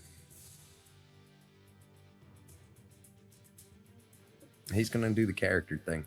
Medane is going to walk up behind Oates, and rather than cast a spell, he's going to reach out at the palm of his hand and just kind of rest it on Oates' shoulder. And Oates, you will get Hey. 4 healing as a blue and white and yellow light kind of extend from Medane's hand and washes over your wounds. Right. Medane will go, "You are the future. You are hope. You can't fall here." Good stuff. Back in fighting form. All right. Is that your turn? I think, let me double check that. Yeah, I got some movement. I am going to back up a bit because I'm a coward. All right, fair enough. All right, the 2 little guys are out. They don't get a turn. Big guy. He's gonna try to bite you again. Oates.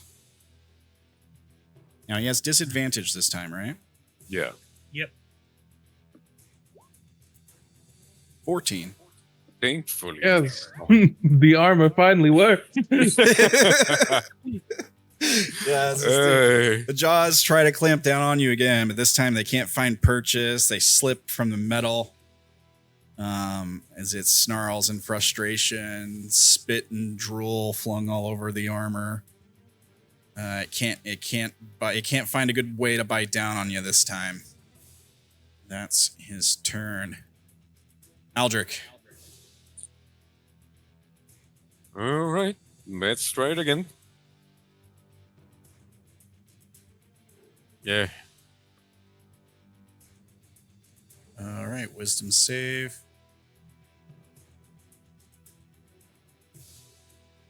It's a fail. Is a 4. 4.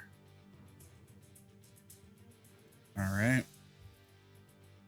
Is that your turn? Yeah. All right. Pretty much. Oates. All right, let's stab it again. Let's see if we can bring this thing down. Yeah. Murder him. Giant hyena. An 11 just misses. I think you have Bardic Inspiration.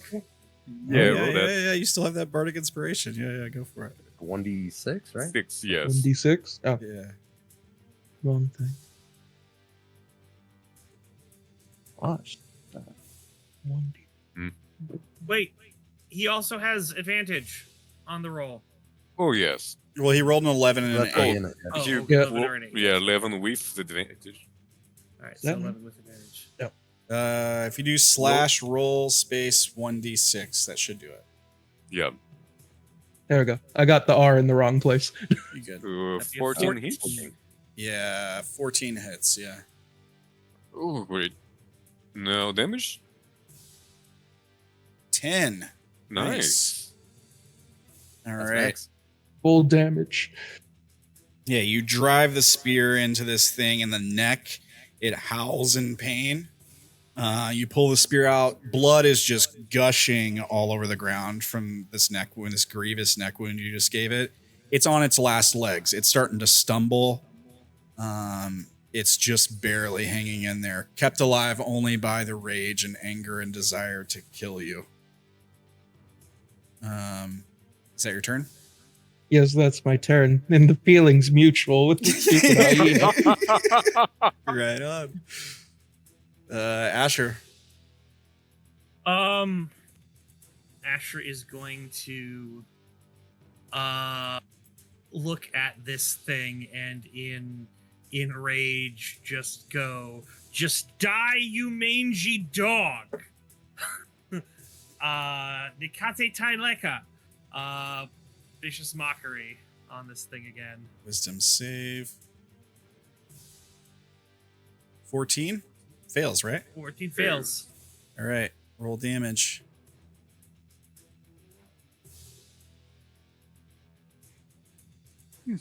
Only 1 damage, but he still has the disadvantage.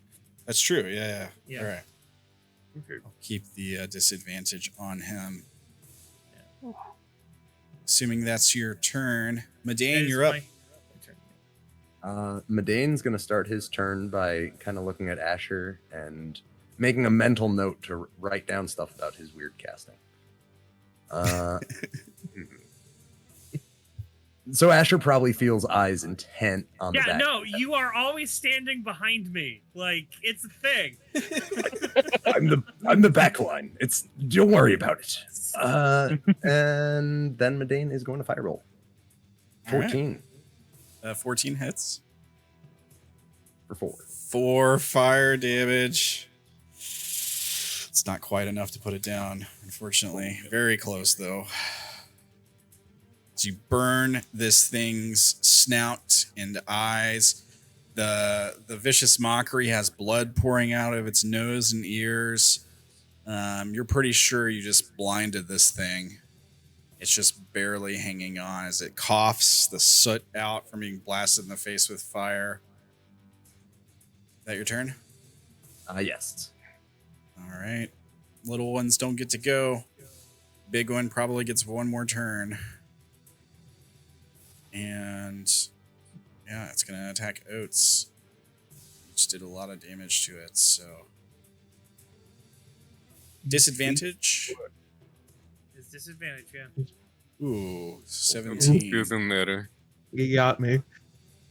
4, 7. Don't worry, Oates. I got you, man. Not enough to put you down by a hair. This thing chomps down on your shoulder and starts shaking you side to side. The pain is intense. You can see the blood pouring out of your armor as this thing snarls and fights with its last breath. But it's not enough to put you down. My heels dig in as I try to stay standing. Yeah. That's his turn. Aldric. All right. So I'm taking my rapier and stabbing it. Yeah, you hit it for 8. Yeah, you put this thing down. How do you want to kill it? I'm going to grab my rapier. I'm going to say, "In his light," and stab it through the eye socket. Yeah, as you yell, it turns in reaction to the sudden sound behind it, and it snarls again, and it's interrupted by the rapier going right into its eye socket. Its mouth just keeps hanging open as its body goes limp, and it falls to the ground, silent. I would like to help Oates up and guide him over to the sleeping two, and coup de grace them. Yeah, go for it. Make an attack. Sure. Advantage because they're asleep. They're prone.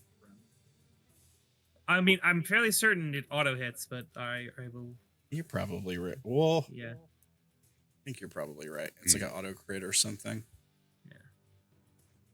Yeah. Or if it hits, it automatically crits. It's one of those. Something automatically happens with coup de grace. Attacking. I'm just gonna have advantage. It is advantage. Advantage is 17. Yeah, you definitely hit and crit. I don't know. I don't think you can hit crit for less than 5. That's 4 as a regular damage, so that'd be 8 damage if it's doubled. Yeah, you kill this thing. So it would be the one down. It would be the dice that would be doubled. I don't think your proficiency is doubled, but it's still 6. So yeah, you definitely put the thing down. Oates. All right. Is that a... Watch this be the 2 1s. All right. Yeah. 20 hits for sure. Roll damage. And it's definitely gonna kill. All right. So yeah, the two of you walk up to the 2 final sleeping ones as they're laying there still kind of kicking, doing that thing canines do where they're like running in their dream, and you just right into the brain. Put them down for good. As silence falls over the area, the sound of the sand blowing in the wind picks back up.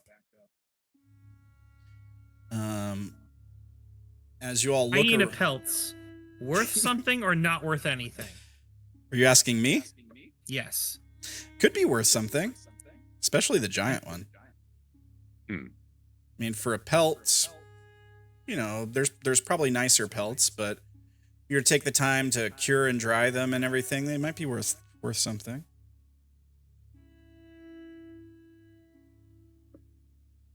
We should probably get the others and we can, you know, see what we're going to do from here.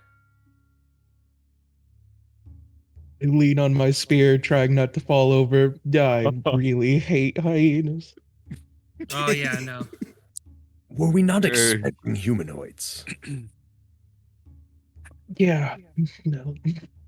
I think whatever bandits attacked this place were long gone. Yep. Only the scavengers remained.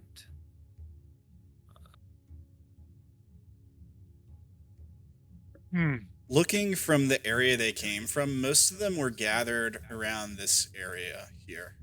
I'll go and sort of poke around in that area a Yeah, little let bit. me go in front. Sure. I'm just gonna hang out, leaning on the building. Catching your breath, bleeding from your shoulders and neck. Yeah. You should, you stay back there, buddy. You know, you'll I got a you'll healing kit. I'm gonna start messing with that. Yeah, you do that. You know, you do that. By the way, guys, that was a very deadly encounter. Good job, you guys. Oh, it felt like so. I noticed. At least for roads. I don't know. I felt fine. All right. Like, I was never in danger. I suppose most counselors will be very deadly if we tunnel only one player, even if that is the fighter. Yeah. Also, the sleep spell was fantastic there. I would be completely mauled. Yeah, that would have been rough. I mean, I have an 18 armor class, but with advantage, I don't know how long I would. Oh yeah, no, I was like, take that. I'm like, if depending on how he does it, he might take one attack, and I'm like, we'll deal with that when we deal with that. I was thinking sleep isn't gonna affect him, and then he's like, sleep affects him. I'm like, well, fuck. If that didn't work, I had Thunderwave ready. All right, okay, all right. The none of the small ones got the chance to attack at all. Just a fun fact. They don't hit as hard as the big guy does, but just to show you guys. So they have a +2. They don't hit as hard. Rolls a 20. But they only do 2 damage. They roll 1d6 for damage, I think. Yeah, versus the 2d6 +3 the big guy rolls for damage. And he had a +5 instead of a +2. Oh, I could take that for a while. The only thing about the little guys is they have this. So even if they terrible. Yeah, like I mean, even if they're not flanking you, as long as there's a buddy within range, they get that advantage. So, well, in that situation, that would make no difference. But so yeah. So as the three of you, while Oates is taking a break, approach this sort of like courtyard area. This is where you would go inside the inn. The first thing you notice is that there's bones, chewed bones. It's kind of scattered across the ground here. It seems like they lead to the doorway, which is just open. There's also not a lot, maybe a good bit of feces, hyena feces around. Well, if all the rotten human meat, I wouldn't mind the feces. That's a good point. I suppose. Oh, is you already doing an investigation to see what you can uncover here about like if there's any information there? I'm guessing. Yeah, I was just going to ask for that. Should we roll it? Yeah, make an investigation check. 20. 20's better than a 14. All right, 14. All right. So both of you notice that the that's a crit. And a net 20 there. Okay. Couple things. So you see drag marks on the outside of the inn that lead into the inn here. Very similar to the drag marks you saw in the building earlier. The bones, just from checking out the area and stuff, you can tell that the hyenas have been going into the inn and carrying the bones out and chewing on them and warming themselves in the sun. That's all you notice from outside, but I'll keep those checks in mind for if you go inside. Oh yeah, I'll be heading inside. Yeah. Where's the door? We'll say that the door to the main inn is right here. Okay, should I? How do I? Oh, It's fine. I guess you guys can walk through walls. That's good to know. Yeah, I'll usually have a proper door set up that you can, click on and stuff. But right. Say you guys enter the inn. Where should I go from here? Don't worry. This is just Which the wall roof of should the I building. fade through? Yeah. It's just the roof of the building is all you're seeing on the screen here. So what I'll do is, you guys have explored most of the area. I'll just turn the dynamic lighting off, just to kind of avoid. So you guys can see everything a little bit better. Okay, so it's as you guys enter the inn. There's bodies everywhere. Place has been ransacked like the other buildings. Most goods are gone. Even like cooking supplies like stove, if there was one, there's not now. There's bodies all over the inn. Presumably everyone in the village who wasn't, the one or two bodies you might have seen on the way here has been pulled into the inn. What you see is also pretty disturbing. Now the bodies have been scavenged quite a bit from the hyenas, but they haven't scavenged all of them. They haven't had time. There's a lot. So what's left of the bodies with a crit, you probably be able to tell this. They've been posed. They've been placed in sort of macabre, ritualistic patterns. As you enter the sort of main open area where like there's a bunch of tables and chairs and maybe like a bar. Some of them are seated at the bar. Some of them are posed on the ground with like their hands touching each other, like as if they were dancing, even though they're laying on the floor. Like they're clearly posed in weird patterns. Guys, either those hyenas understood exactly everything I said to them, or someone else set up this scene. Some of them, like in one part of the floor, there's like 3 or 4 bodies that have been laid out in their limbs before they had dried, obviously, or gotten rigor mortis or whatever. They were posed in such ways to make like blasphemous runes, things like that. There's a lot of blood in the inn also. As you look back behind the bar, you see a section where like several bodies had been dismembered, and their parts sort of assembled like like an interpretive art piece. So you have mismatched hands, legs, heads, and torsos, like somebody was building some sort of like multi-mannequin display. By the star above, who would have done such a thing? Is this a normal magic thing, or can I Arcana or Religion to see if there's any? Yeah, I was going to ask for that too. Sure. Make an Arcana or Religion check. Up to you. Okay. Oh, man, I got it.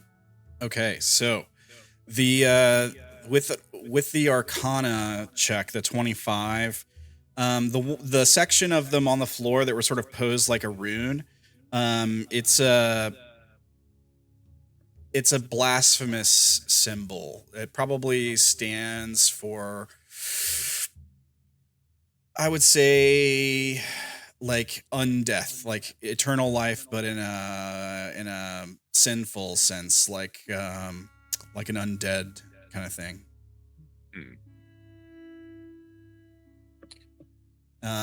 As far as like magic coming off of the bodies or like the use of magic in the area, there was none. I keep clicking Arcana, thinking I mean like Arcana, like the Arcana, but I'm being dumb. I genuinely mean religion. Okay, is your religion bonus the same? Yeah. Okay. So, as a religion check, not an Arcana check, that's fine. With your 25 religion roll, whoever did this was clearly trying to spit in the face of the Arcana. Like what they're doing is blasphemous intentionally. This is somebody who has a disdain for the Arcana, somebody who probably has a disdain for anything good, judging by what they did. I mean, this is really psychopathic, sociopathic level stuff. But, well, you got a 9 for your actual Arcana check, so I'll leave it there. This is deeply blasphemous. Since none of you answered, I'm guessing this is just normal psychopath stuff. No, there's something religious to this. Joy. Then is the person still around? Did we just kill his pet hyenas? Asher, Mm-hmm. you notice one thing with your crit that the others don't pick up on. Behind the bar where the macabre art display was set up, there's something else. It's small and hard to notice, but it's in like the frame of the door near to where this display was assembled. It's carved, and it's kind of like a circle. I'm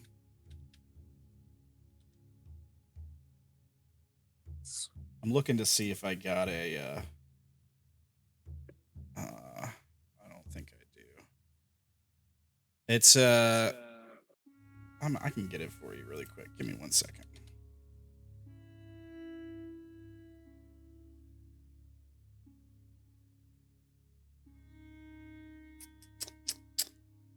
One moment.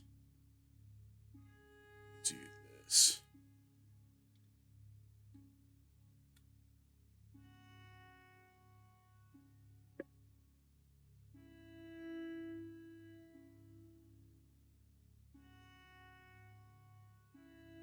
Can I?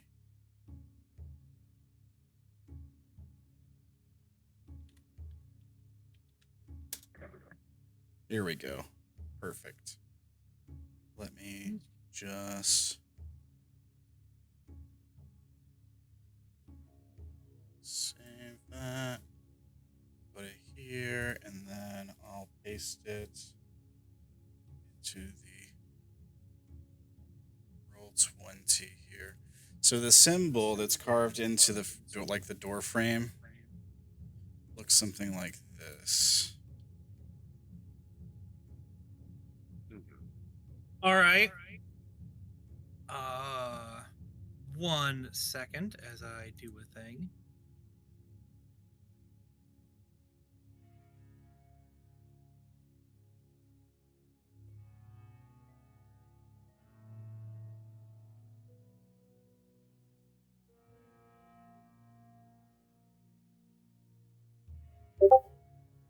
Oh, I got a DM.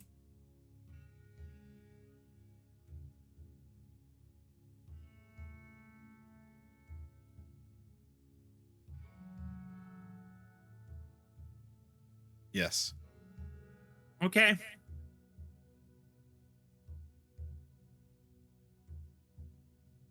Yes, 100%. Marina, what have you gotten yourself into? He says that really low under his breath. Again, the other thing you guys wouldn't pick up on, like, whatever happened here, like the state of decay of the bodies inside are this kind of similar to the one you saw outside. So estimated the same amount of time has passed. From, I think what I said before was from a couple weeks to maybe a couple months.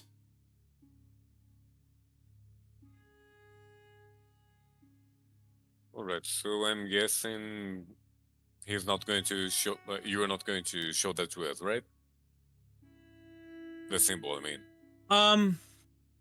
He is probably a little too like he definitely saw something over there and was distraught, but he is not in his right mind right now enough to sort of show that to anyone else. He's sort of like pacing and he's walking out of this place like he wants to be sick. Like he's not, you know, it's not like I'm hiding it. He's pointing it out. If you guys want to go over there, I'm assuming it would be easier for them to find it now.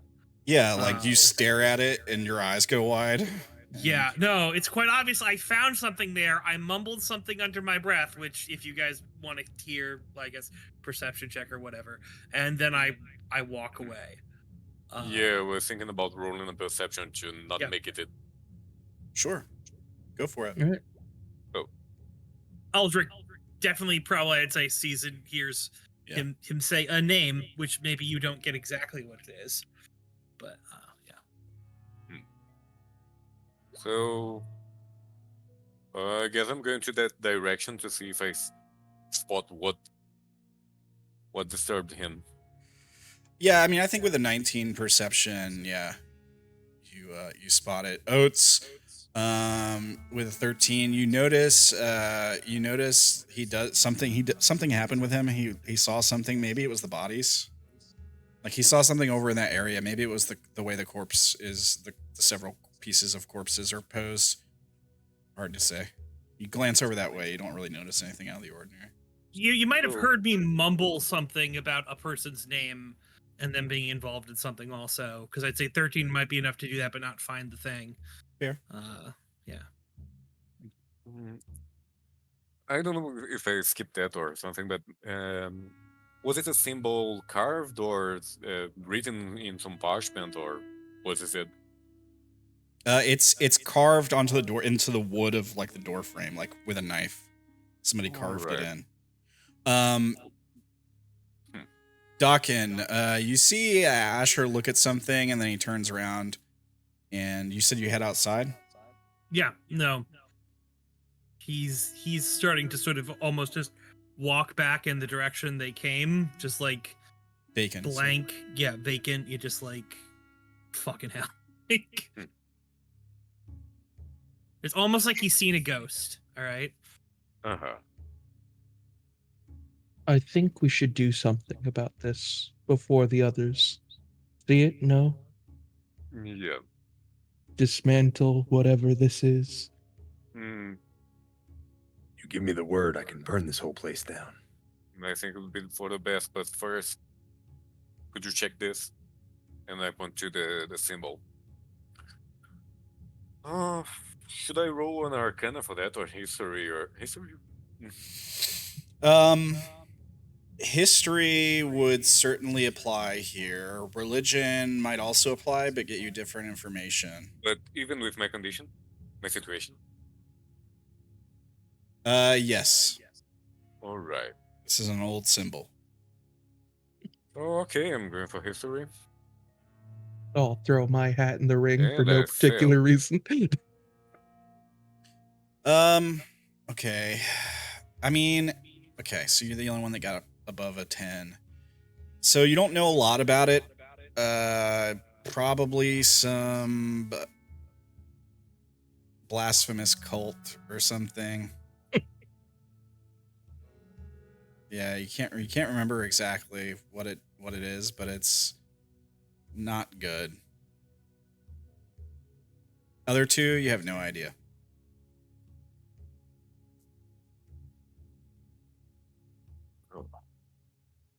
Staring at Asher as he walks away. Whatever it is, Asher knows. Or it disturbed him at the very least. Yeah. So. And where is Asher right now? Well, where'd my character? Oh, there. But let's see. Far away. I suppose probably, if I'm being very generous, probably right here. He's just like, boop boop boop, step around the bodies, just slowly meandering step after step after slow step. He's not running. He's like Wondering. wandering. Not aimlessly. He obviously has a direction. He's going back the way you guys came. Mm-hmm. But yeah, he is. Something about this is messed him up. The other thing you guys might put together from just looking over the bodies, not necessarily like moving them or anything, but with your investigation checks earlier, most of these people were stabbed in the back, like our friend earlier. Stabbed in the back. Like it as far as like their wounds go, these people were caught by surprise. All right. Maybe individually, and then all dragged in here. Maybe. So whoever did this did it slowly. This wasn't a slaughter Right. and then Or maybe there were many, and they just did it. Some sort of death cult? Perhaps. Or undeath cult? Well, the only thing I'm sure is that is some false sorcery. And we have to find and stop these heretics. we have some priests in the caravan that might know more. Or perhaps. And I think I'm going to try and scribble the symbol, some parchment or something like that. Okay. Yeah. Sure, you can do Yeah, that. I have some. Are you good at drawing?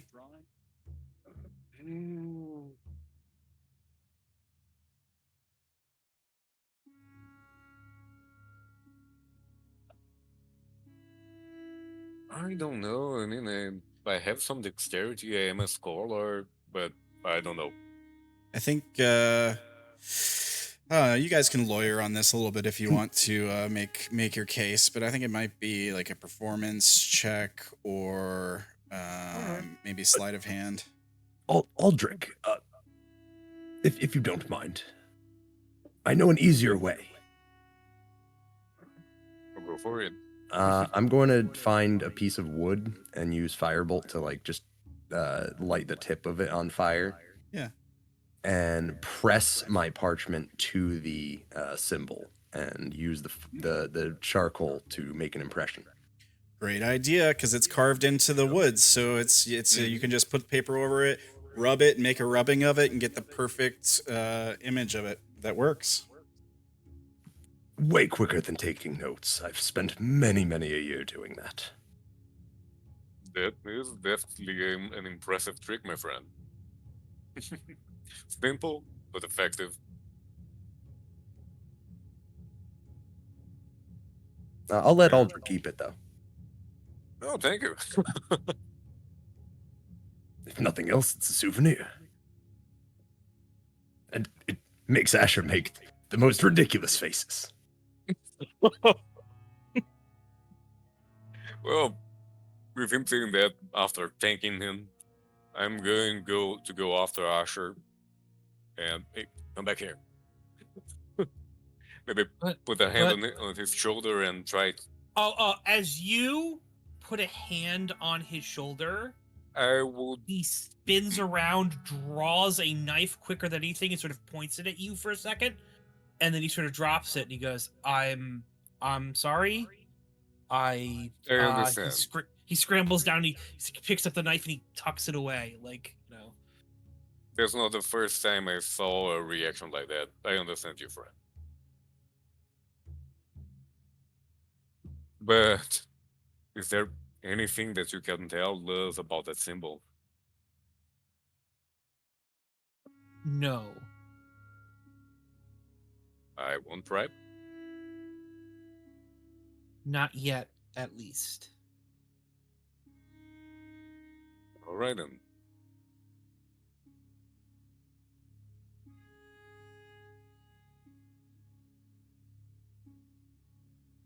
Okay. So what's the plan here, guys? Are we gonna regroup with the folks we left hiding behind the rock? think that's probably a good idea. That's what Asher wants to do, and then go back to the caravan and see what's up with them. Sure. Well, if you all won't mind, maybe I could tag along. I'm alone in the desert.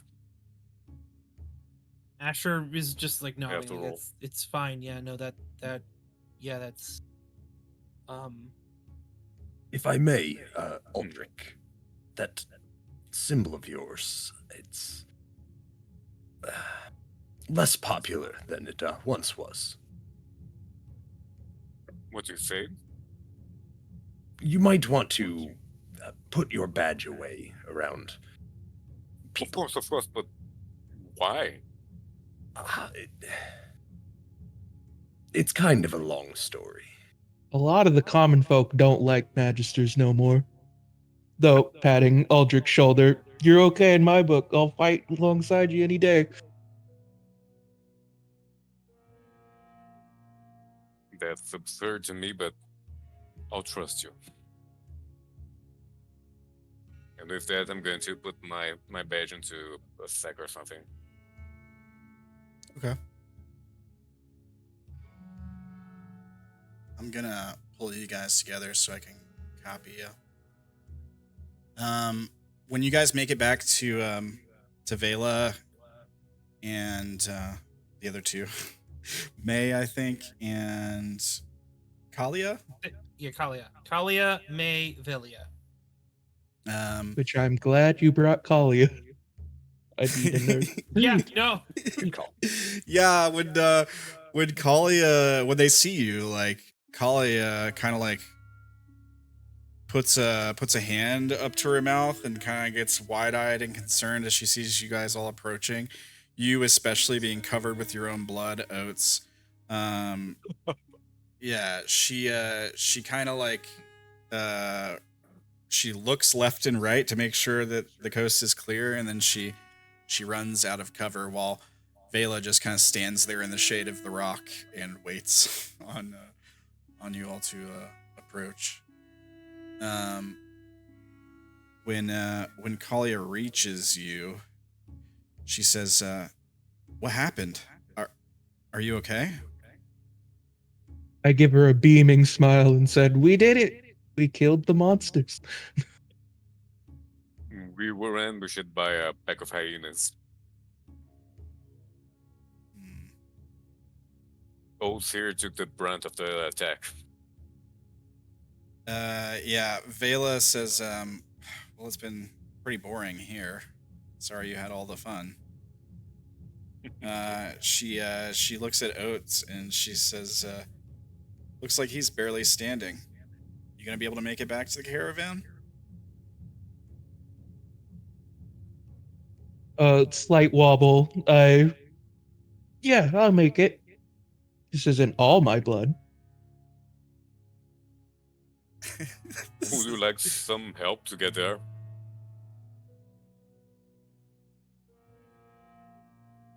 Oh, and this is Aldric. Yeah, we made a friend. Yeah, Vela's like staring at him. She's like, right. They were there when we met him, I'm fairly certain. Yeah, they saw him from a distance. Yeah, that's true. Yeah. They saw him from a distance, and then you guys all approached and talked together, I suppose, yeah. Listen, I lost a lot of blood. I cannot be counted on what happened. Yeah, no, you're right. Okay, so, yeah, I'm going by his side and taking him on my shoulder to help him stand up and get there. Yeah. Kalia seems pretty concerned about you, Oates. I think she's probably gonna cast a Cure Wounds on you. Oh. Let's see here.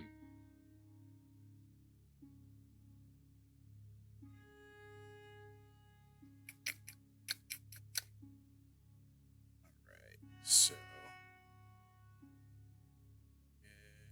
it's plus, what's the plus?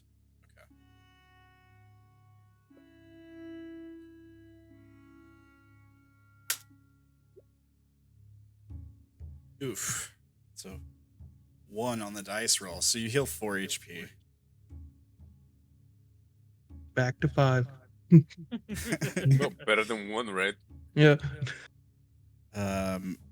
Yeah, when she uses her healing on you, it feels warm, and bright. As you feel the bleeding kind of, if there was any residual bleeding, stops. You can kind of feel the itch as the wounds start to stitch themselves together slightly. The more grievous ones closing the fastest. She looks towards the rest of you and with a concerned look on her face and nods. And she says, right, we should get back to the others, make sure they haven't run into any trouble since we've been gone. Asher just nods and starts walking on back. As you guys make it to the entrance to the village, you see the caravan rolling up.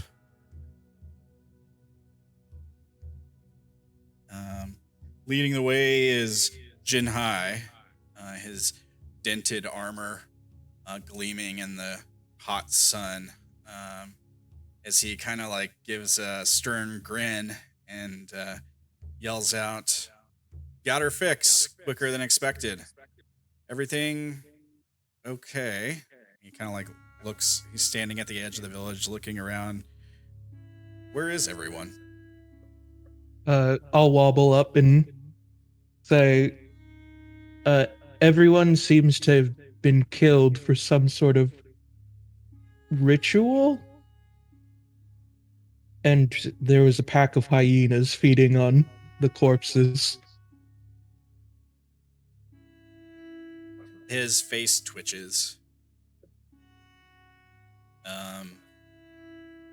And he says, he kind of like looks over his shoulder back at the rest of the caravan. And he says, we were supposed to stop here, resupply. Telling me, small village, only 3 days travel from creation, was what, wiped out by bandits? Not bandits. I don't think bandits would do what they did.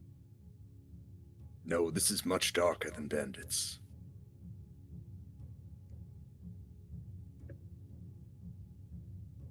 So, what you thinking? Cult?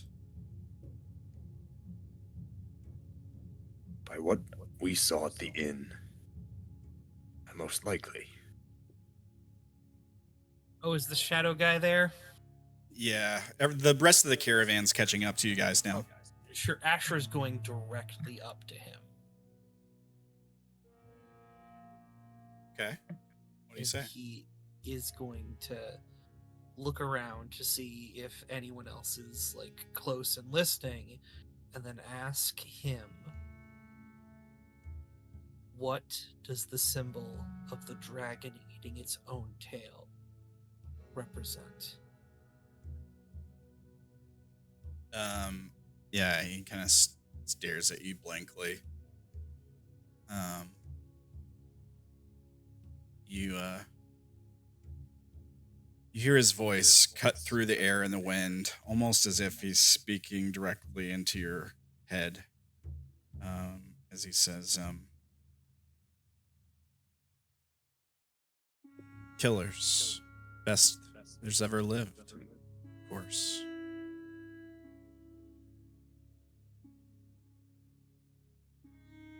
He nods.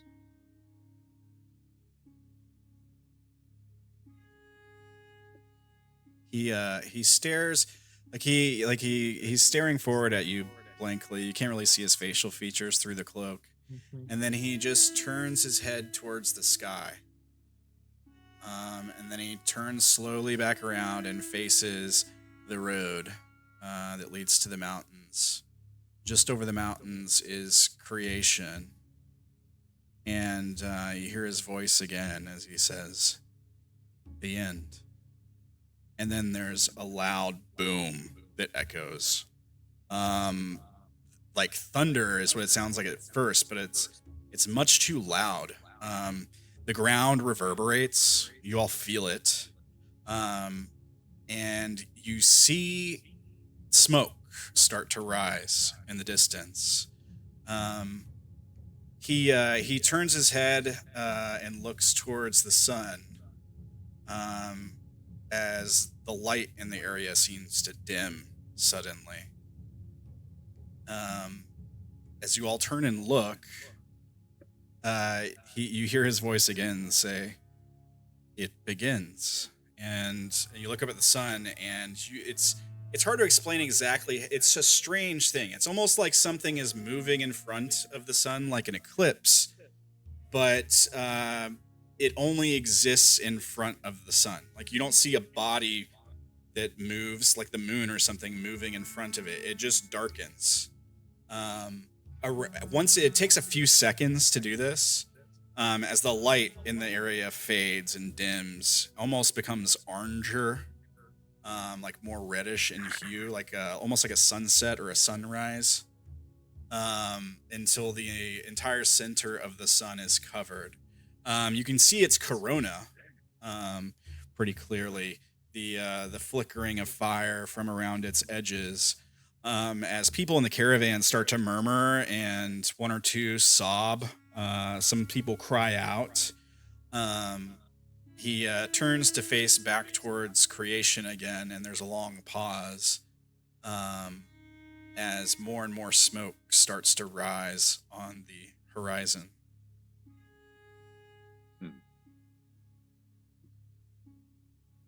Jinhai says, like, people are starting to kind of panic, and there's a couple people like yelling. And Jinhai says, by the gods, what's happening? He like takes a few steps in that direction. Asher says it's the end of the world as we know it. Make perception checks, everybody. All right.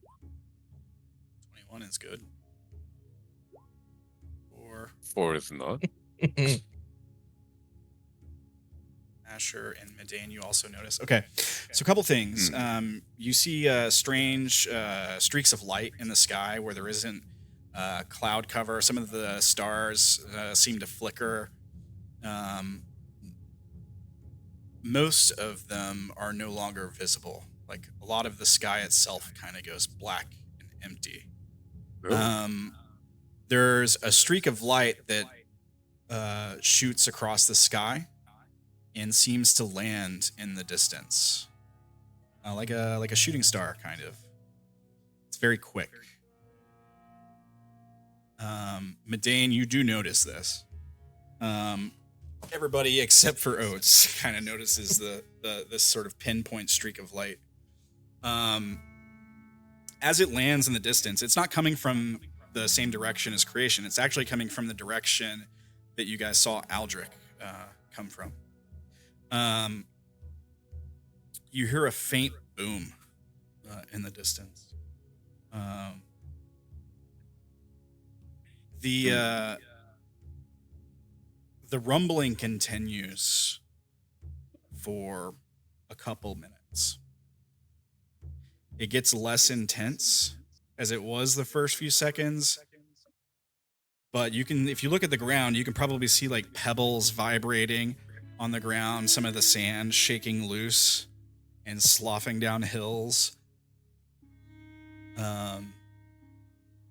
And yeah, the people in the crowd they're not rioting, but they're panicked. Some people are crying and just like staring at the sky in disbelief. Jinhai says,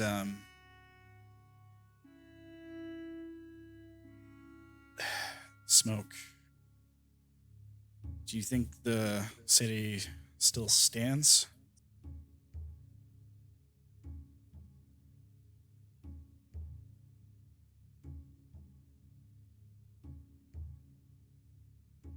A city that big can't fall? creation's never. I mean, how could it? It's withstood everything, even demonic incursions. There's no army in the world big enough to. And why would they? I mean,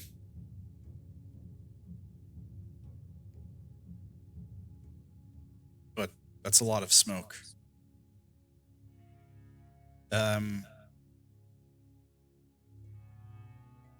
Aldric, you see something the others don't pick up on. They look back toward creation. You kind of recognize the sort of landscape of the mountains, right? Like as like a what's a landmark. Like you kind of have an idea of where you are, although the terrain makes no sense to you. This is all jungle. It's supposed to be. You kind of like squint your eyes, and from where the smoke has been coming for the past couple of minutes, you see what looks like a dark shape move. Probably the size of a mountain. It's only for a second. And it doesn't seem to be coming toward you all or anything. But it's almost like one of the peaks of the mountains in the distance doesn't really make sense. And that's what gets your attention first, probably, as you kind of squint and look at it. But it's partly obscured by cloud cover and sort of just fog and distance. And then it moves. And then it's gone.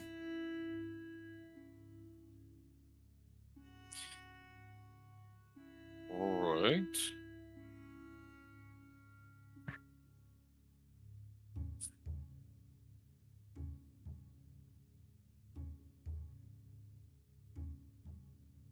The thing is ridiculously massive to be seen from this distance, right?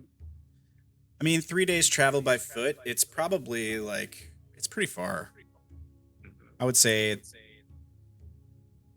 I don't know, probably, I don't know. Wait, how far do you think you could travel walking in a day? Maybe 10 miles, so probably like 30 miles or something.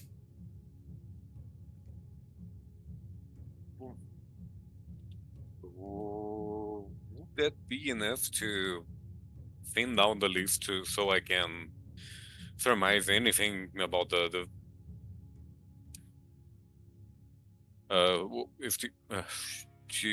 well, how do I put that? Are you trying to like identify the shape, or? Yeah, to understand if there's anything that size that I could. Okay, so is there anything you know of that big that like any living creature? Yeah, like that. You can make a couple rolls here, I think. Nature could be what you roll. Religion could be what you could roll here. You're gonna get different information based on what you roll. Probably nature, arcana, religion. I would say I'd say nature, history, religion. Sorry. Let's go with history. Oh, ooh, nice. Crit. Okay. Yeah. Okay. You've heard stories of old gods walking the earth. Some of them were supposed to be enormous. You've heard stories of creatures like dragons, of course. Doesn't really make sense for it to be a dragon. It would be flying, probably. And probably too big. Much too big. The thing that comes to mind for you is the story of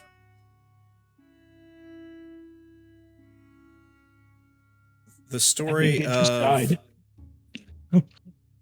It is. Sorry, what happened? Oh, sorry, I forgot to mute. The story of like where, probably the story of the world, I would say. Like, the world sits on an enormous creature's back. For some reason, that story comes to mind. It's a turtle. It's a giant turtle. the entire world is supposed to sit on its back. And that's the only thing you can think of that would really be this big. But obviously, it should be much larger if it's carrying the entire world on its back. But I would say you probably know that some of the Arcana came from something else before they became Arcana. And the story of the world is that it was some big turtle creature. And when they defeated the primordials, the world was placed on its back to keep it safe.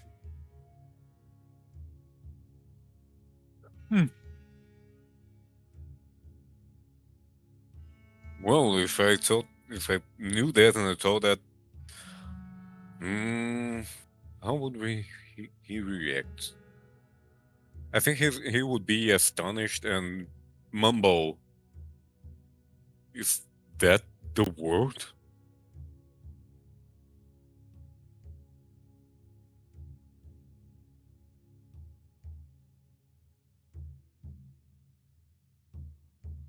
So you get this shot of you like staring in awe and like mumbling this to yourself, like is that the world? Is that the world turtle?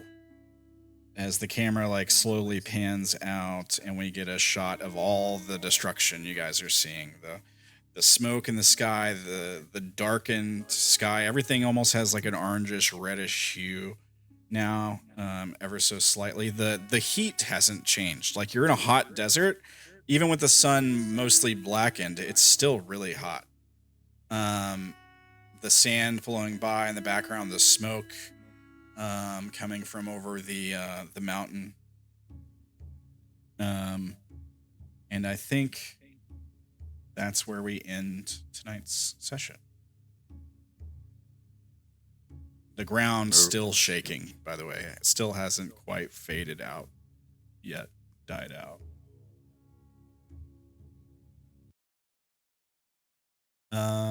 Yeah, I think that's where we end tonight's session. Oh, Brandon is saying, okay, yeah, Kali turns to Asher and says, are you okay? Are you okay, Brandon? Your camera died, I think. Oh. He stands there, as I said. Asher, he's been looking up the sky, face completely emotionless. After speaking about the end of the world. And as Kalia sort of turns to him, like, and addresses him, he sort of turns and looks at her and says, "I'm fine." And that's, yeah. All right. That's where we end tonight's session. Thank you guys for playing in the first episode. We kind of got through most of the stuff I wanted to get through in day one. The gist of it anyway. Sorry we started late. I'll have some extra stuff ready for next week for you guys. What do you guys think so far? Are you intrigued? Are we having fun? You guys like it so far? Yeah. Loving it so far. Yep. Very intrigued. I mean, there's some guy who keeps standing beside me and, like, looking over my shoulder. I think the group of you have an interesting dynamic. I dig it. No, Yeah. I love it. It's all good right there. Yeah. I think I've gone blind a couple of times, but well, you didn't have to make any death saves, so yeah, for sure. And that was a really deadly encounter, you guys. So when you decided to take the extra people with you guys, I was like, all right, I'm recalculating the encounter in the background and being like, all right, how many extra are we going to add? And then you guys decided not to take them with you as you explore the towns. I was like, all right, never mind. I gotta do all that. But I think your daily budget was 1,200 for level 1. Deadly encounter threshold is 400 XP. The encounter was 880 adjusted XP. So a seriously deadly encounter that I threw at you guys. day one. Now, I did stagger it a bit. Some of the smaller hyenas arrived late. But yeah, I think you guys did really good. Good job, folks.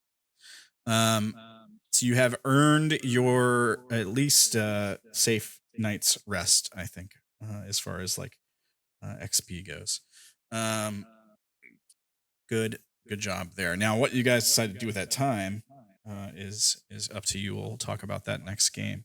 Let's go over goals, shall we? Now, I guess this is a good time to explain to the audience with this campaign, we're changing up the experience system just a tad. The way it's going to be the same XP categories as before, where they get awarded XP based on combat, RP, lore, quest, and rule of cool. But they also have this goal system. So each of the players can pick 3 goals, and if they accomplish a goal, they get extra inspiration.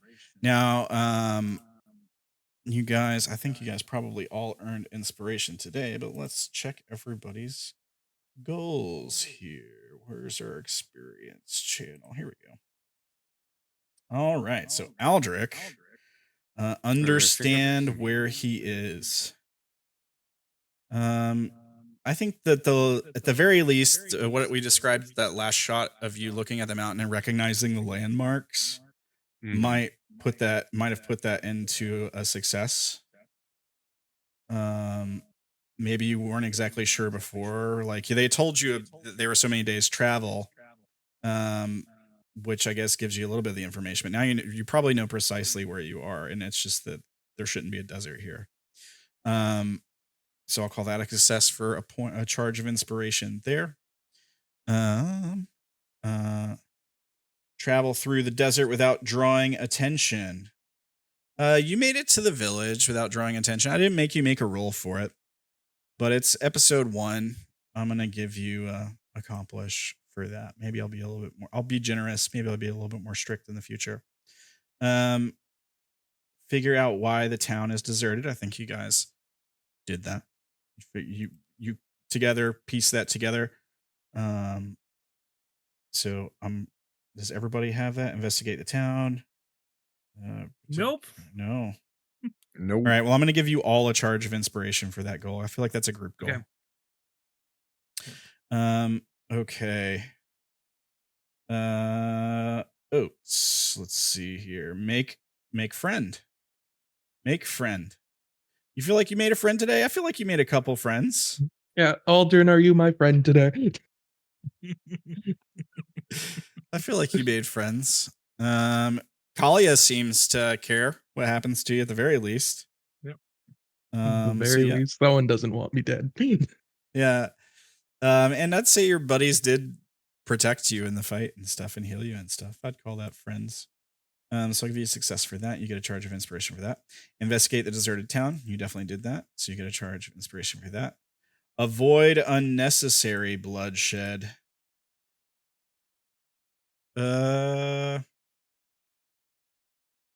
Well, I suppose it's possible you could have scared the hyenas off or like animal handling checked them. That's the only bloodshed that took place today really was the fight with the hyenas. In all honesty, I was afraid of someone like trying to kill Aldric as soon as we met him. Yes, fair. Was suspicious. You know what? I've been generous with the other ones. I'll give it to you. Acquire a tarot deck, Medane. Did you buy one? I think you had messaged me about buying one, right? Yeah, I do have gold for it. Starting with one. Yeah, I'll call it a success. If you give up the gold for it and you have it in your inventory sheet, we'll call it a success. Figure out why the other fortune teller doesn't like me. I don't think we had any of that today. But protect the caravan. I mean, scouting ahead, first of all, scouting ahead and dealing with all that, I would say definitely counts as protecting the caravan. Like the whole purpose of that was to scout ahead, make sure it was safe. You guys did that. You basically cleared out the town. I do know why she doesn't like me. I don't know if that was We didn't do that in game. He just That's told true. us that. You know, That is true. You did just offer that. I'll take the win just for the info then. Do you think you've interacted with her enough to figure it out? Make a you can make an insight roll right now. Yeah, let's see how that goes. Super quick insight. 15? Yes, you succeed on that. I mean, we don't have to all accomplish all of our goals each session. That is, that's true. Bad It's session 1. I'm feeling generous. Yeah, that's fair.